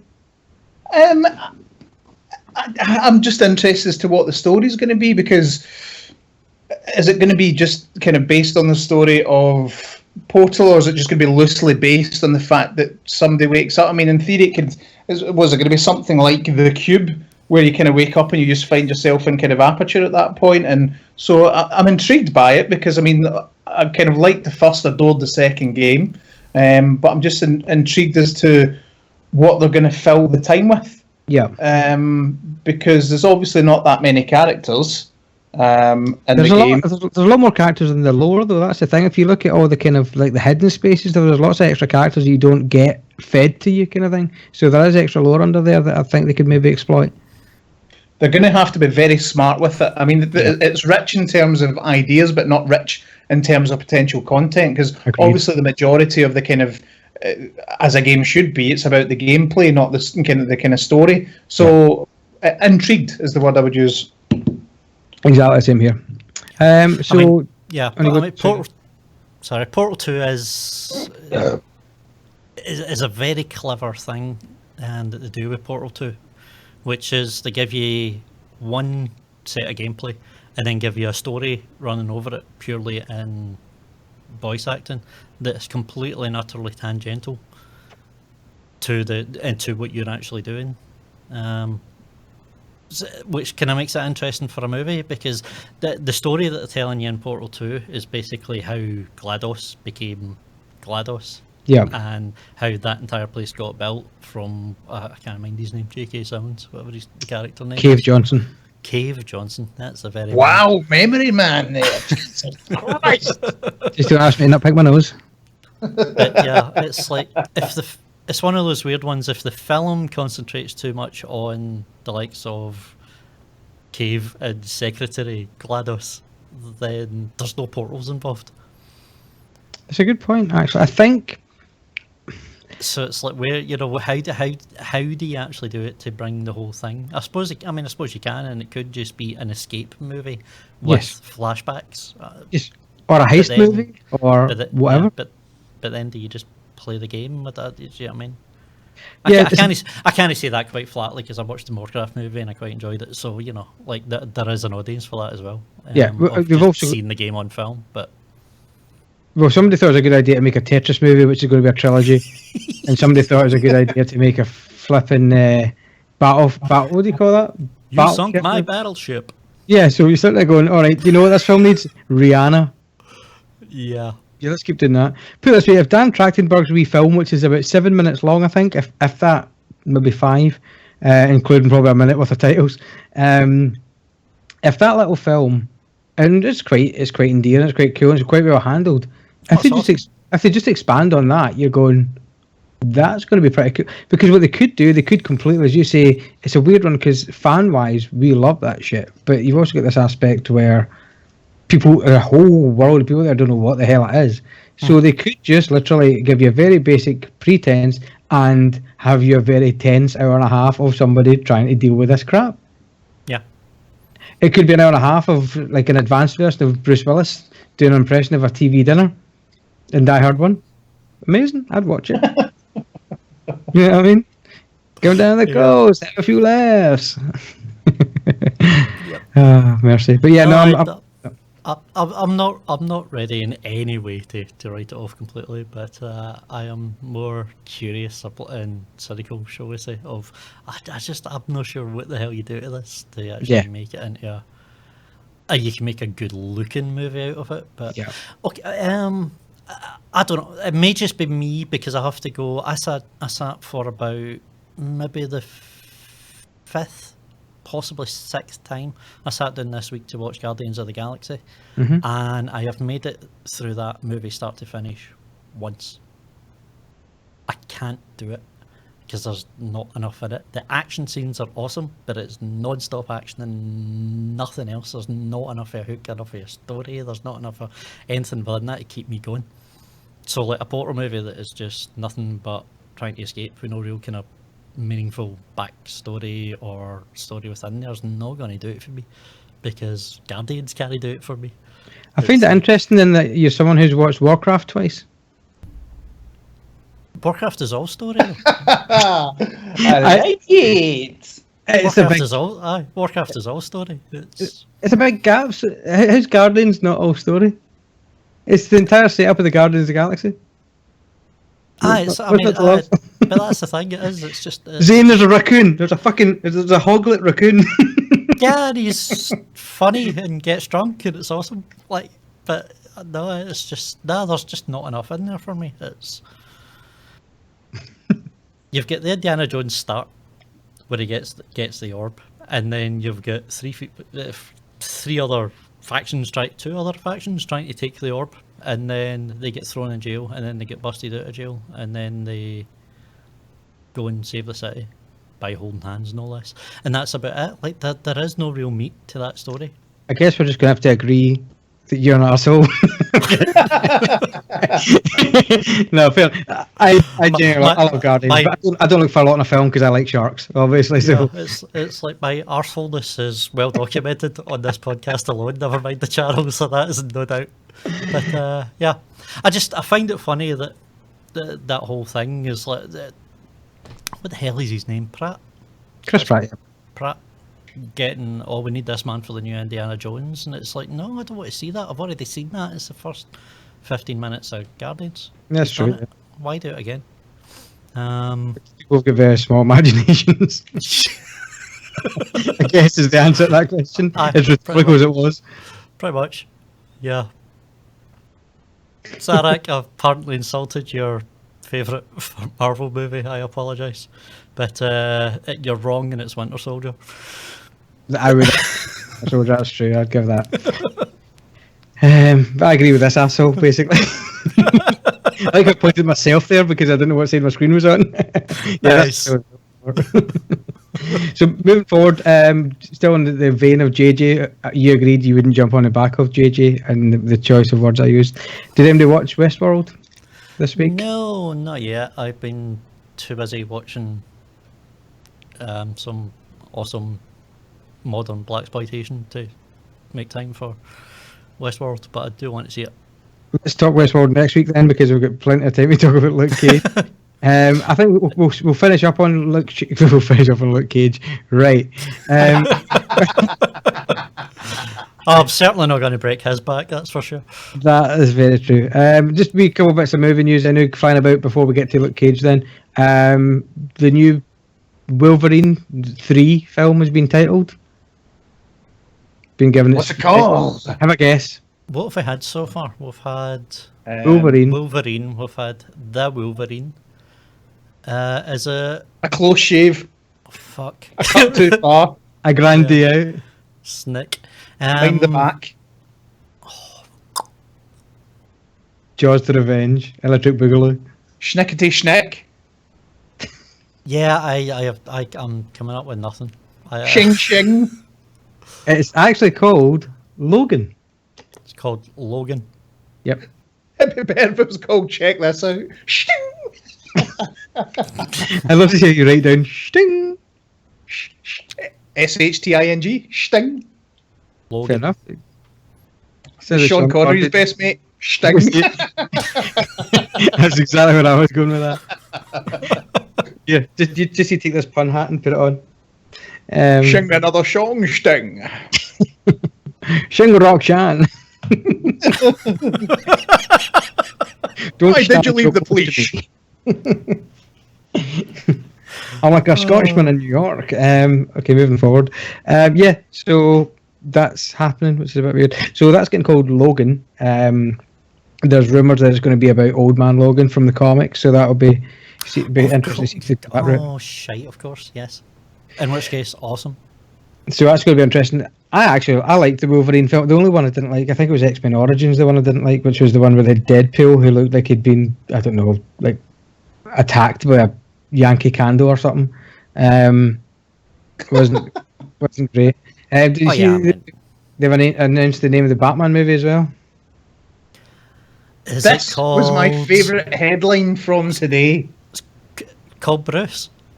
Ben Affleck confirms Batman solo film is titled The Batman. Yeah, it writes itself, doesn't it? Did we need that as a press release? Well, it's hot in the heels of Justice League title announced. Justice League. Cheers, guys. Well done. That's true. It makes no odds, does it? It's weird. But yeah, so we've got that. It's coming. We've got Ben Affleck doing that. Carry on. What else have we got happening? Have you added a note about Wallace and Gromit? Yes, I have, kind of. I didn't even know who wrote that note, but I knew it was you. If anybody who was into kind of Wallace and Gromit, well, certainly when they were younger, when it was good. So he's bringing out a new film. I think it's 2019. It's due out, which tells you how long these things take. But creator Nick Park, who's the man for Wallace and Gromit, he's got a new film out. It's going to be called, at the moment, it's called Early Man. It's just basically a story about a caveman and his dog. And I was a fan back in the day, so I'm certainly something I'll be looking forward to. I'm trying to think of dogs. I don't know the lineage of dogs, but it seems a bit odd. I don't know. Who knows? Well, the other thing that was Portal related, actually, the Portal related news, which I also find exciting, apart from the Bros reunion, was so Stephen Merchant obviously voiced whatever the character's name was in Portal 2. Thank you very much, Mastermind. He's kidding on, he didn't play it 3 weeks ago. Did as well. I played it 2 weeks before that as well. So have you seen Stephen Merchant's little kind of spot that he's got coming up on a particular returning game show? No. It is the return of the one, the only, the Crystal Maze. Wow. Okay, for people not in the UK, explain the Crystal Maze. For One of the best game shows of all time. End That's not a of. description. That's all you need to know. There's no details there whatsoever. It's kind of like it's like a physical and mental challenge game set in kind of change. So you basically had a couple of 4 zones. There was the Aztec zone, the flipping other zone, the sandy zone. That was the Aztec zone, wasn't it? The medieval zone, the futuristic Waterworld, zone. Industrial. I don't know, the jungle zone. The Glasgow zone. Anyway, so you had 4 different kind of zones, themes, in other words, and you had a team of folk, and basically there was different rooms with different challenges. So in each zone you played, I think maybe on average about 4 different games. So basically you get locked in a room for about 2 minutes, and you've got a particular challenge in front of you. Could be mental, could be physical. Who knows? And if you're successful, you win a crystal. Yes, a crystal. And if at the end you basically go into a big glass dome. And for every crystal, you get 5 seconds in the dome. And in the dome, your challenge is to collect gold, flappy, floaty tissue biscuits. I'm just enjoying watching you try to explain this. It's fantastic. This is a podcast in its own. But as well as the gold, floaty tissue biscuits, you've also got silver, floaty tissue biscuits. Yes. So your objective was to collect, I think, was it 100 gold tickets, basically? I think was each one not a denomination of how much money or something? No, you had to get, I think, It was essentially all. It's very covered. Yeah, it was essentially all or nothing. So you went into the big crystal dome at the end, and they flare up all these gold and silver tickets. And because of the lights, you can't really see which ones are which. And you had to get over 100 gold tickets. And that problem is, however many silver tickets you got was deducted from your total. And the length of time that you had to do it was dictated by the amount of crystals that you had collected over the course of the game. So if you only had 1 ticket, if you only had 1 crystal, you had 5 seconds to grab them. If you had 4 crystals, you had 20 seconds, or maybe longer. That sounds a bit short. No, it was 5 seconds per crystal. The only thing, I say absolutely bring it back, but the one thing that sold that show was Richard O'Brien just looking like he really didn't want to be there. There was these bloody contestants through this thing looking bored as shit and cynical as fuck, and that is what made that programme epic. Who's presenting it? It is Stephen Merchant. That's the tag to Portal 2. I think he will actually capture that. I think he's cynical enough to capture that and rip the flying. Is it Z-list celebrities? Yeah, pretty much. So you are looking at Rio Ferdinand, Sarah Cox, Josh Widdicombe, and a Paralympian called Johnny Peacock.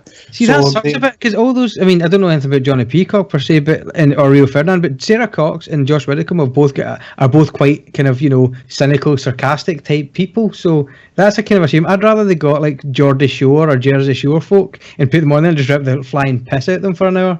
That would actually be good, you're right. That's good TV. I actually like Sarah Cox. I like Josh Widdicombe, so it's kind of like, they're not going to they'll be able to grasp the irony too well. Is my fear. Not that I'm going to actually watch this shit, I'll be honest with you, but Well, it is a one-off celebrity challenge. Is what you're saying. Aye, exactly. It's a celebrity challenge, kind of one-off, but I reckon there's going to be a call for it to come back on, and if it's popular enough, then they'll do exactly that. Apparently there's some sort of Crystal Maze experience down in Manchester, which you can take part in, which is where this has been filmed. So if you get married, that is your stag do, mate. Awesome. Oh yes, I would like that. Just import somebody and marry them, and we'll take you down. So yeah, that's was it October 21st or something? That's this month. Cool. What else have we got happening? There's not actually that much flying about. You think there's confirmation they're doing MacGruber 2, which is the same guys. Yeah, it's Will Forte and the guys that not John Matacone, the guy, one of the members of the Lonely Island, with Andy Samberg and all that. They're writing MacGruber 2, which I didn't enjoy the first one. I think I might have missed the point of it when I watched it first time. We'll maybe give it another spin. It's basically taking the piss out of MacGyver, but in a really kind of Will Ferrell kind of John C. Reilly kind of way. So I don't know. Maybe just because I really love Richard Dean Anderson and won't hear a bad word said about him. Him or Paperclips. That's maybe why I didn't enjoy it, but I'll give it another spin. We've also got Sam Neill signed on for Thor Ragnarok as well, so I'm looking forward to seeing what happens with that. Again, I think that's going to be, let's use Thor, but really it's Space Hulk. I think we were discussing this before, Zane. Pretty much, for what I can gather, it just seems to be Planet Hulk, but they can't use that license, so just kind of put Thor's name on the front of it. But we'll see. It's kind of like they did with Captain America Civil War as well. It's not really that much a Captain America film. Yeah. We've got some more people added. Lai Bing Bing has been added to Pacific Rim 2. We've basically got a whole bunch of folk getting added to Pacific Rim 2 that are actually decent actors, so this actually stands to be a decent wee film, so looking forward to seeing it. Mostly just because they've got John Boyega in it, and I think John Boyega is a solid actor long before Star Wars came along. So looking forward to seeing what happens with that one as well. But that's about all I've got there. So shall we? Is anybody got anything else? More Crystal Maze news or anything else before we move on to Luke Cage? Nope, not at all. Allegedly, Boyega's a bit of a dick when you meet him in real life, but I haven't, so I can't really say that. Tenuous at best, people. Yeah. Apparently, reports are he's not the happiest chappy when you meet him in real life. Not the nicest chappy. Anyway, you got linked for reports there. No, I'm just responding to one of the nice chaps in the chat room. I hopefully I spelled his name right. I think I did. I apologise if I didn't. I don't have my glasses on, so I can't see shit here. I'm pretty sure that's you in the middle of the screen, or it's a little blob that's pictures of malfunctions. Anyway, so Luke Cage, did everybody see it all? Has everyone watched it all, or where are you? I watched the first episode. Zane, where are you at? I have watched 12 episodes. I have one episode to go, and I'm pissed that this podcast is running so goddamn long. Well, no, I've watched it all. My question was going to be, how do we talk about it without ruining it for people who haven't seen talk it about it yet? without spoiling a shit at it. Yeah, well, we're already running late, so. Do we need it? Would be my first question. Say again? Do we need it? No, it's entertainment. People don't need us. Go that way. Yes. We are unnecessary completely. Expand your question. I'm not quite sure we understand. Yeah. So, do we think it's going to have depth and longevity to sustain a multi-series series? Well, I don't know that it will get a multi-series series. I mean, this whole thing is basically building up to a Defenders movie. I think it is. I think they're doing it as a movie. I can't remember if it's a movie or a series, but essentially Daredevil, Jessica Jones, Luke Cage, and Iron Fist 2 you haven't seen yet. His series is next year, isn't it? Yeah, they're all getting put together. That has just been released as March 17th, I believe it was, next year. Cool. So my answer is no on the surface. Like, just a big bulletproof dude probably isn't enough to do. Like, I don't think you're going to see series 4 of Luke Cage. No, I think they've said everything they wanted to say with it. Aye, because I don't really think there's that much that you can actually do with it as a character. It's like it's a Superman problem. Guy's fucking invincible. What are you supposed to do? But how do you make that interesting? How do you make that seat your pants stuff if he can't fucking die? So no, I don't. I agree. I don't think you're going to see like many series of Luke Cage. What happens after Defenders, I don't know. I don't know if they're going to keep doing more of these, but I think he's going to end up one that's going to be integrated in to others, like, rather than getting his own series constantly, because really there's not really much more you can do with it than what they've already done in this series in particular. No, that's the thing. Is all they can do is, if they bring it back round, is this one was, if you take for example his position within Jessica Jones, for example, it was all about him just trying to have a quiet life. This one's more about him, for some reason, having a massive amount of pride in Harlem, which is fine. But what they're going to do next time, pick another city for him to care about, or have him still in Harlem and have somebody else threaten Harlem? and he does the same thing again. It's not got wings for that, and I think that it would be ideal to leave it where it is, because it's answered all the things you need to know. It's a little bit slow and the last 3 episodes for me were a little bit choppy, a little bit chunky, but I think overall it was a good solid effort. I did enjoy it. It's the same could be said Jessica Jones and Daredevil. I think that all of those shows would have been immense. I mean, they were great, but they could have been immense if they chopped them all down to 8 episodes each. Yeah, I keep hearing that. I don't agree. Do you not agree? No. I mean, it depends how you look at it. I mean, is there a lot of filler in this one? I suppose there is. The last 3 episodes feels really kind of... It's not... Do you know what it is? It's not filler. And I don't think it's filler on any of them so much as it's where you choose to put these points. Because if, for example, you take the last 3 episodes, I think the 11th episode is the last one with the big action in it. Then you've got 12 and 13, which are quite kind of tie-ups, but that's fine. The problem is that do you either use that kind of stuff to develop relationship stuff and character development somewhere else halfway through and slow the whole thing down, or do you do it at the end? I think it's maybe just that editorial decision, really. Mm-hmm. Maybe. Yeah, no, I get you. No, I mean, let's say I've still got the last episode to go, and I think it is pretty much, well, yeah, I know where it's going. But I think a lot of people, again, it's a lot of people, I think, they kind of talk about how these kind of things become kind of slow and slow down in the middle and all the rest of it. And I think it's if you concentrate too much on the idea of Luke Cage being just about Luke Cage, then yeah, there's whole bits in the middle for... It's real hard to do it without talking about spoilers and things, but there's... Use a word that sounds like it. like Duke stage. Yeah. I don't really need to go into what happens, but there's a lot of focus in the middle on Misty. Yes.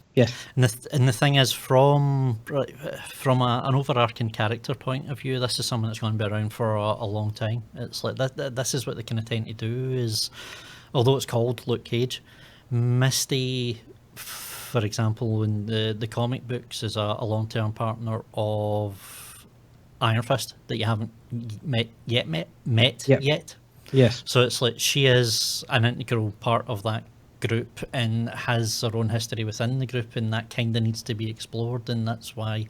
So you're like that. There's a part in the middle of it where it's kind of you're like, well, why are we focusing so much on her?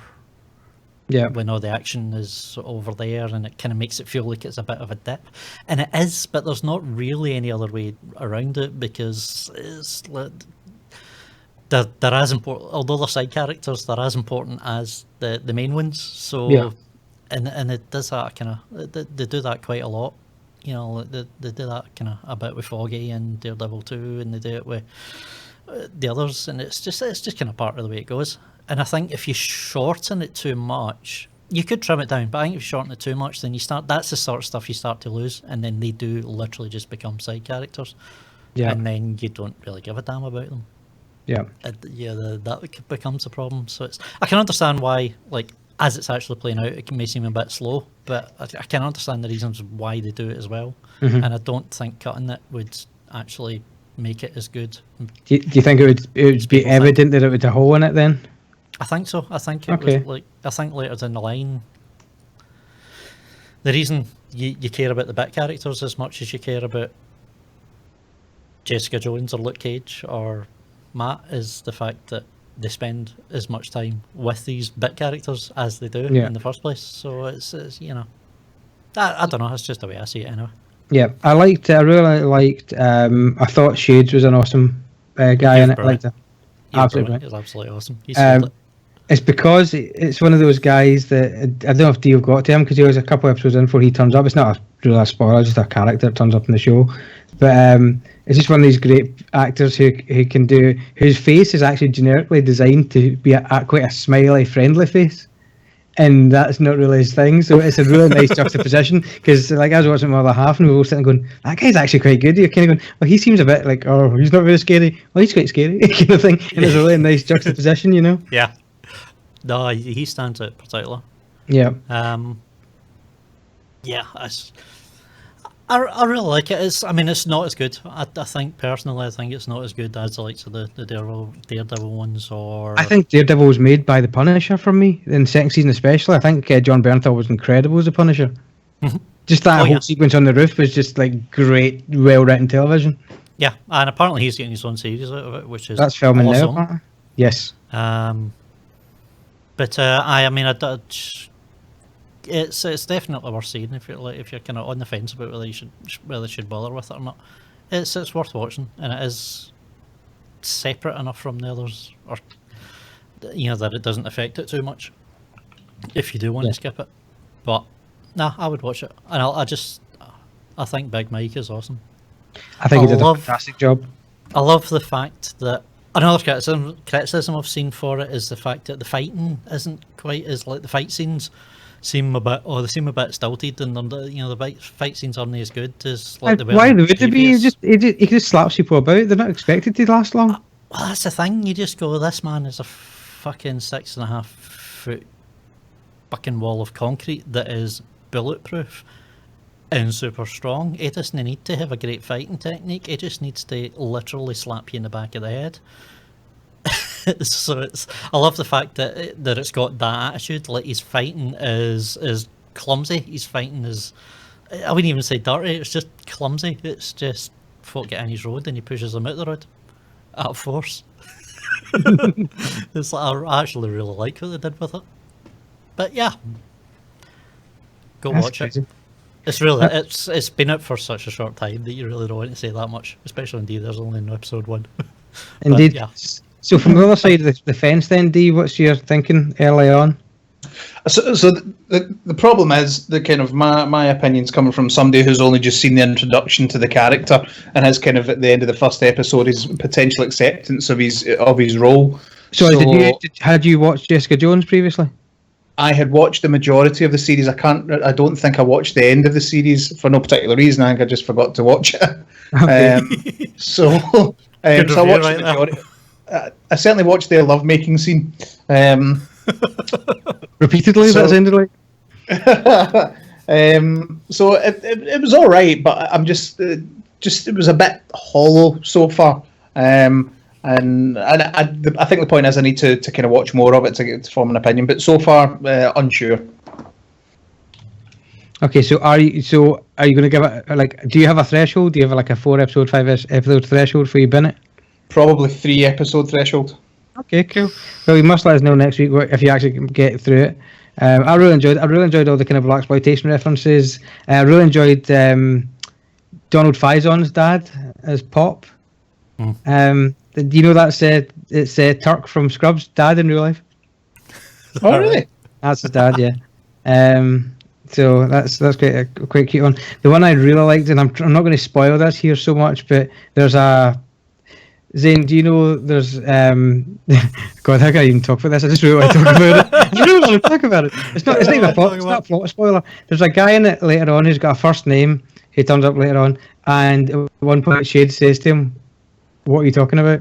Did you catch that one? I nearly wet myself on that. I can't believe they went there. There is absolutely no spoilers in there whatsoever. There is a character called Willis. I know, but I didn't want to. And his henchman turns around to him at one point and says, "What are you talking about, Willis?" I know, but I just didn't want to bring up the character, because if anybody knows the comics, they'll then know who that is.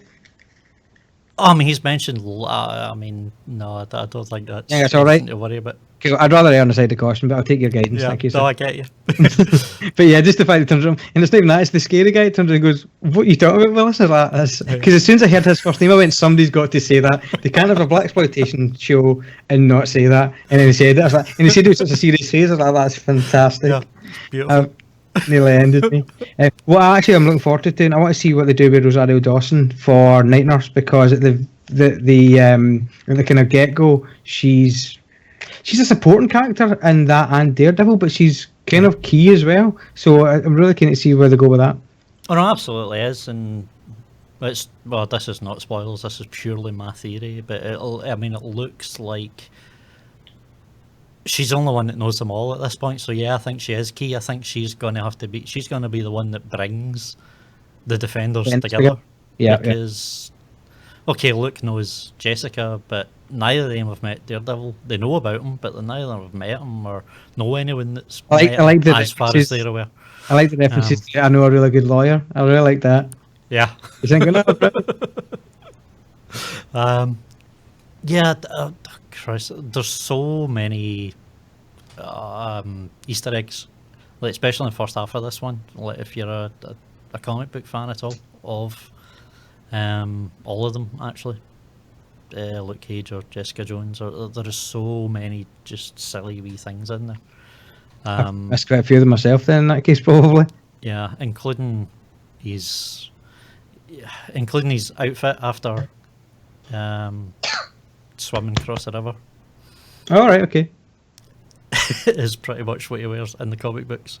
I remember that. Aye, that's right. Because the actual was this. Headwear, armwear, and all actually. Yeah, because this was in his eyes. It looks like a bloody fool. But this is that's what the show was called, and they were producing it. Actually, that was his project name. What was that? The project name of Swimming across the river. Headgear. Yeah. That's what the whole project was makes called when they were filming it. So that's quite cute. That would make sense. Yes, right. We're now just talking in riddles. So. Yeah, that's true. Sorry, D, can I just check? Did you watch Daredevil? I did watch Daredevil, yes. Did you watch both seasons? Yeah. I've only... I did watch... The Punisher was the second series, wasn't it? Yes. Yeah, I've watched both. I really enjoyed Daredevil. I think it's just great that you're getting really good quality TV, gritty, good quality TV. And the thing is, these guys have managed to show how you do gritty reality stuff without... I mean, granted, they're not got the budget of like BVS or anything, but they've managed to pull that stuff off with good stories. Granted, they've got more time, but it can be done. You don't need to be Marvel jokey all the time. That's Marvel doing dark, and it worked. Yeah. You know? No, I thoroughly enjoyed Daredevil, both of the seasons. I think I preferred season 2 with the Punisher, when kind of referencing the Punisher there. It was just well done. John Bernthal, he was absolutely fantastic. So, more of that certainly. Well, he has shows next year as well. I think, or late next year, is it? Is it that far away? All right, okay. Well, I saw production shots the other day on Interkill News, and it was just filming. So I presume it's not that soon, at least. Yeah, I mean, I absolutely loved third episode of the second Daredevil, where he's got him chained to the chimney top. Yeah. And it's just they two on the roof and just arguing over ideologies for like 45 minutes of that entire episode.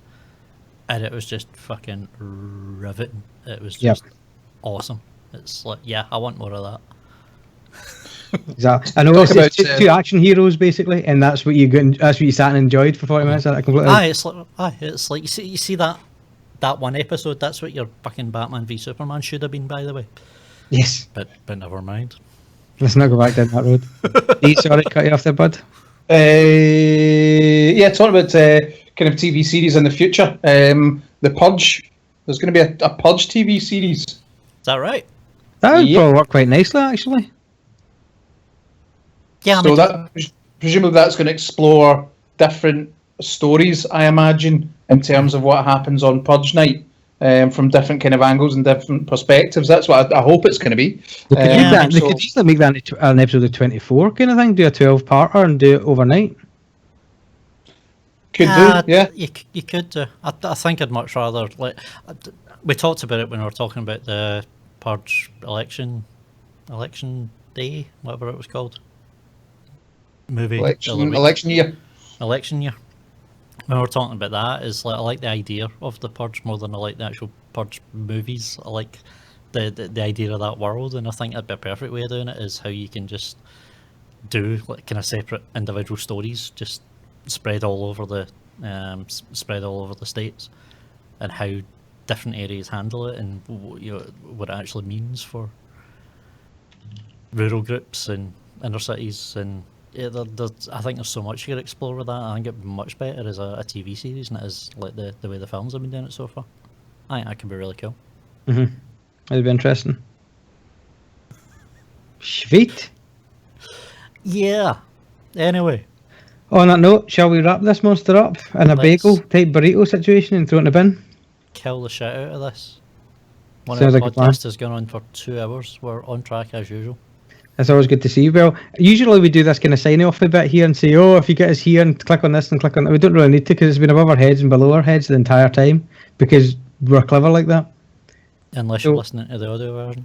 Oh, God, we do, don't we? Oh. All right, well, if you want to get in touch with us, you can get us on www.tenuously.com, where you can get earlier episodes, you can get a contact form to give us a shout, and you can also get our social stuff. You can get us on @10atbest on Twitter, and you can hashtag T.A.B podcast if you want to drop us a line about anything in particular. For myself, you can get me at ratworksvisuals on Twitter and www.ratworks.net, where you can get my t-shirts, graphic design antics, graphics and all that kind of jazz if you're looking for motion graphics or YouTube intros or animated titles for no other reason than you want them. That's where you find me. Zane? Taking a big deep breath to say you can find me at one and one only place, which is youtube.com/Zane Gaming TV. That is XAINE Gaming TV. If you want to get in touch with me and tell me how shite Zane Gaming TV actually is, you can do so on Twitter at twitter.com/Zane Gaming. I do read them. I don't always reply because, kids might be watching, but I do read them. And for that matter, that is a good point as well. If there is something you guys want us to talk about, because frankly I'm bored and fed up of doing research, give us a shout, let us know, hit us on the Twitter, hit us on emails, hit us on anywhere you like, let us know what you want to hear us just talk absolute rubbish about. Any problems you've got, let us know. Anything you think we've said wrong, let us know. And Are you suggesting we can why give you're wrong. relationship advice? Absolutely, I think we can do it all. I mean, Oh, to be that'd be fair, amazing. the majority of it is going to be don't be a dick. But I think we need more interaction, people.